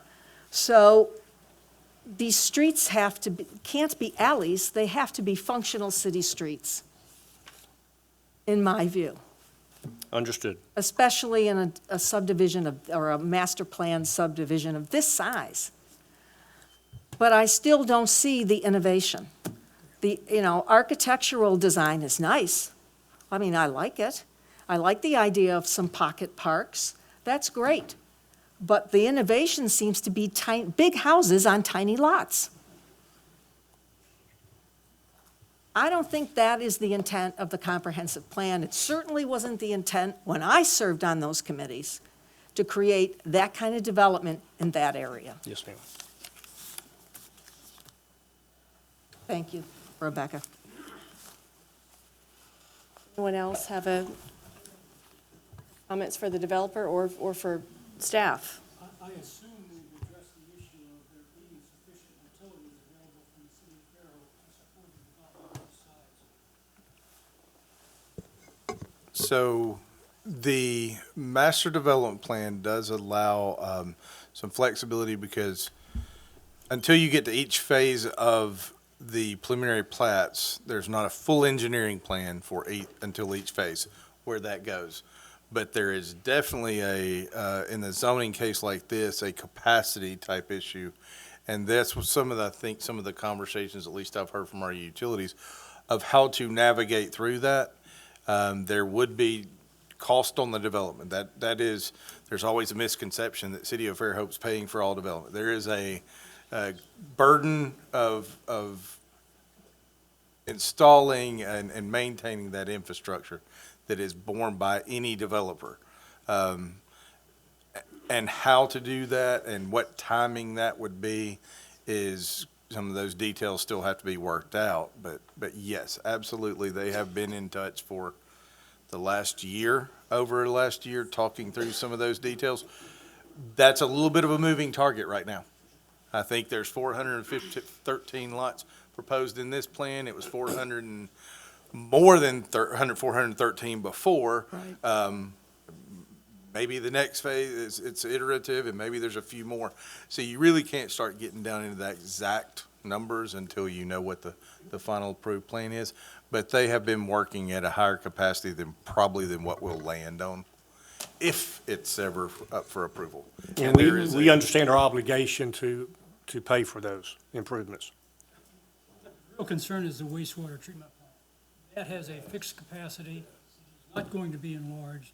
And somehow we need to determine if there is extra capacity currently available to support a project of this kind. So, and without being a engineer, I want to correct one thing. There is a lot of investments being made to improve both the treatment plant, the pipes getting to and from the plant. I believe we're up north of 40. I don't know if you remember the exact number. 40 million in the last 2 years. Working on expanding the capacity. 40 million bucks. So there are improvements, and those will, developer will have to contribute to those if it's improved. We're not going to pay $40 million, but we'll do our share. We understand that we will be responsible for utility improvement, capacity, cost. Development charges. Yes. There's no further questions for the developer. Thank you. Thank you, ma'am. Thank you. I think we can, final comments, then we can entertain either a motion to hold it or vote on it. I'll say, for whatever, I don't feel as strongly about the density. I like to see people be creative and create more walkable areas, and sometimes you need some density to do that. My concern is the amount of impervious area in the site. But I appreciate the attempt to create houses fronting parks, and we were the people who did schlep our kids and walked with all the gear to the park. And I hope we can make it easier for people to do that and leave their car behind. But it has to be, it can't be underwater. Right, can't be underwater. Can be. I think someone on Fisher River has that problem. Any preference? I'm going to go through these real quick, just see if there's anything else, because this is not all the issues in the final review, but this is some that specifically. I appreciate the comments on the lot sizes and density and how they're fronting lots or not. For architectural examples, are you comfortable right now? The architectural guidelines are not something we can 100% get behind, but maybe that is the answer. Or would you like to see more visuals to or a combination of both? Is there any? The architecturals, I mean, I like what I saw. If they can give a couple of more examples, because I think several of the things they showed were with front-loaded garages. Okay. You know, show some of the rear and show what the alleys are going to look like, things like that. From an architectural standpoint, it's good looking. I think it would be a benefit. And some of those are, you know, I'd like to see some of these corner lots that are, you know, when you look here. How does that work? Yeah, at that the the side? whole side of the house that has a 4-foot setback, side setback, how does that street look? You know, is there opacity requirements or transparency requirements? I'd like to see, when you, I mean, Ross Chapin, the big proponent of these kind of pocket park type of things, talks about layering of private areas, so, and the size of porches being important to really pull it off. You have to have, so there are requirements for a minimum size for a porch, and for the, you know, the porch, then yard, then what's the layer of privacy to make a small front yard feel private? Yeah. And I think some of the requirements in there were truly intended to give as much flexibility as possible, not necessarily, and as people that have to sit and review permits every day, if it's not written in there, we can't enforce it. So some of those are conversations that we will have. The phasing of the green space. I do understand the wetland constructions and getting those established. So is there any mechanism are you at least open to some ideas of phasing that, but assuring there's always amenities? I don't know what that means. I mean, maybe we bond, you know, a future phase. Maybe there's some way we can get to that. Yeah, I think Old Battles Village, they built their pool in like phase 4, 5, I think is when they isn't that? Was it here? I think it's either 3 or 4. It wasn't, I don't believe it was in phase 1 or 2. And I haven't been here throughout a lot of that. There was some of that I think are changed and right. when some of the regulations changed because there's 200 people there and no parks right. and so. But at least, you know, we can talk details on what those would be.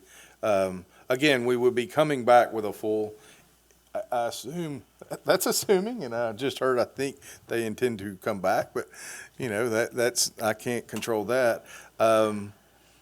Before you get the cart before the horse with all this minutia, I mean, the negative impacts on this are so severe that none of this really even matters. Like, do you know what I'm saying? Like we haven't voted to hold it over yet. But I'm saying, I think that if you're going to look at the big things, we need the traffic studies, the water study, all of these impact studies before we're even talking about how we want porches and driveways. Well, I was going to say, they can't do the flood study until they know what they've actually got to study. I mean, they've got to know number of lots, they've got to know setbacks, they've got to know all that. So they would have to have, I think they would have to have some sort of conceptual plan. Density is too much. Right. They'd have to have some conceptual plan to be able to do that, because they'd need to know how much room they have to work with around that and channel, that would be the subdivision creek. details that get some of that. Now, we may talk about maybe some of that's required at the first phase. Frankly, there's some details here we're not talking about. There's a lot of grade changes.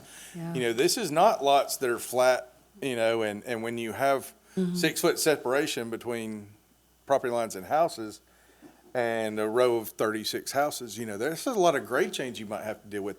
And we all know we don't want driveways this steep or this steep. That's not something. So, you know, maybe some of those are required at first phase. But, you know, I appreciate the comment. We've heard the stormwater. I hope the applicant has heard the stormwater concerns. And what we need to have as a comfort level will certainly at a zoning case, we already have way more than we normally do on a zoning case.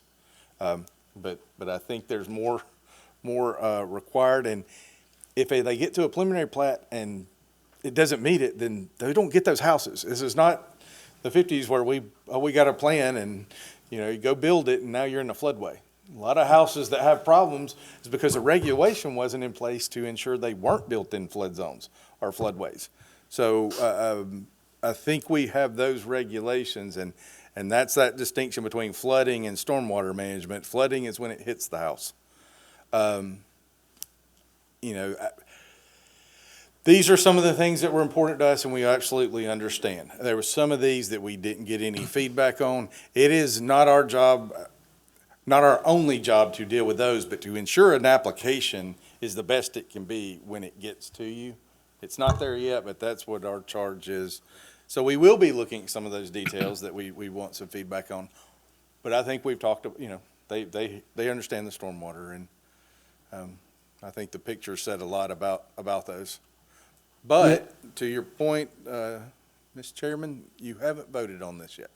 So I'm just here, if it is holding over and moving forward is our recommendation, that was some of the feedback we were looking for.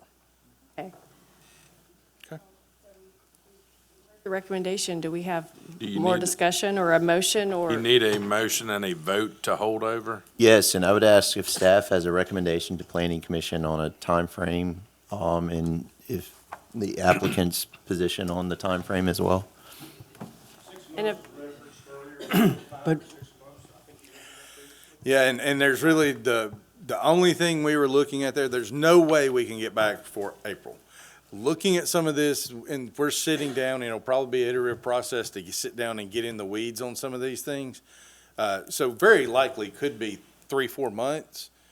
So, but we wanted to put a cap on it. If it's longer than that, and you make that make that approval, if it's longer than that, we would have to get them in before you to extend that. But we didn't want it to just be hanging out there indefinitely and no one knowing, we're a year down the road and all of a sudden somebody pops up with, oh, we finally got our plans ready.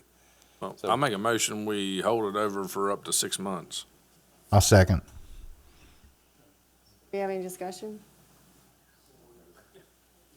If the vote to hold over fails, then we have a vote to approve or deny?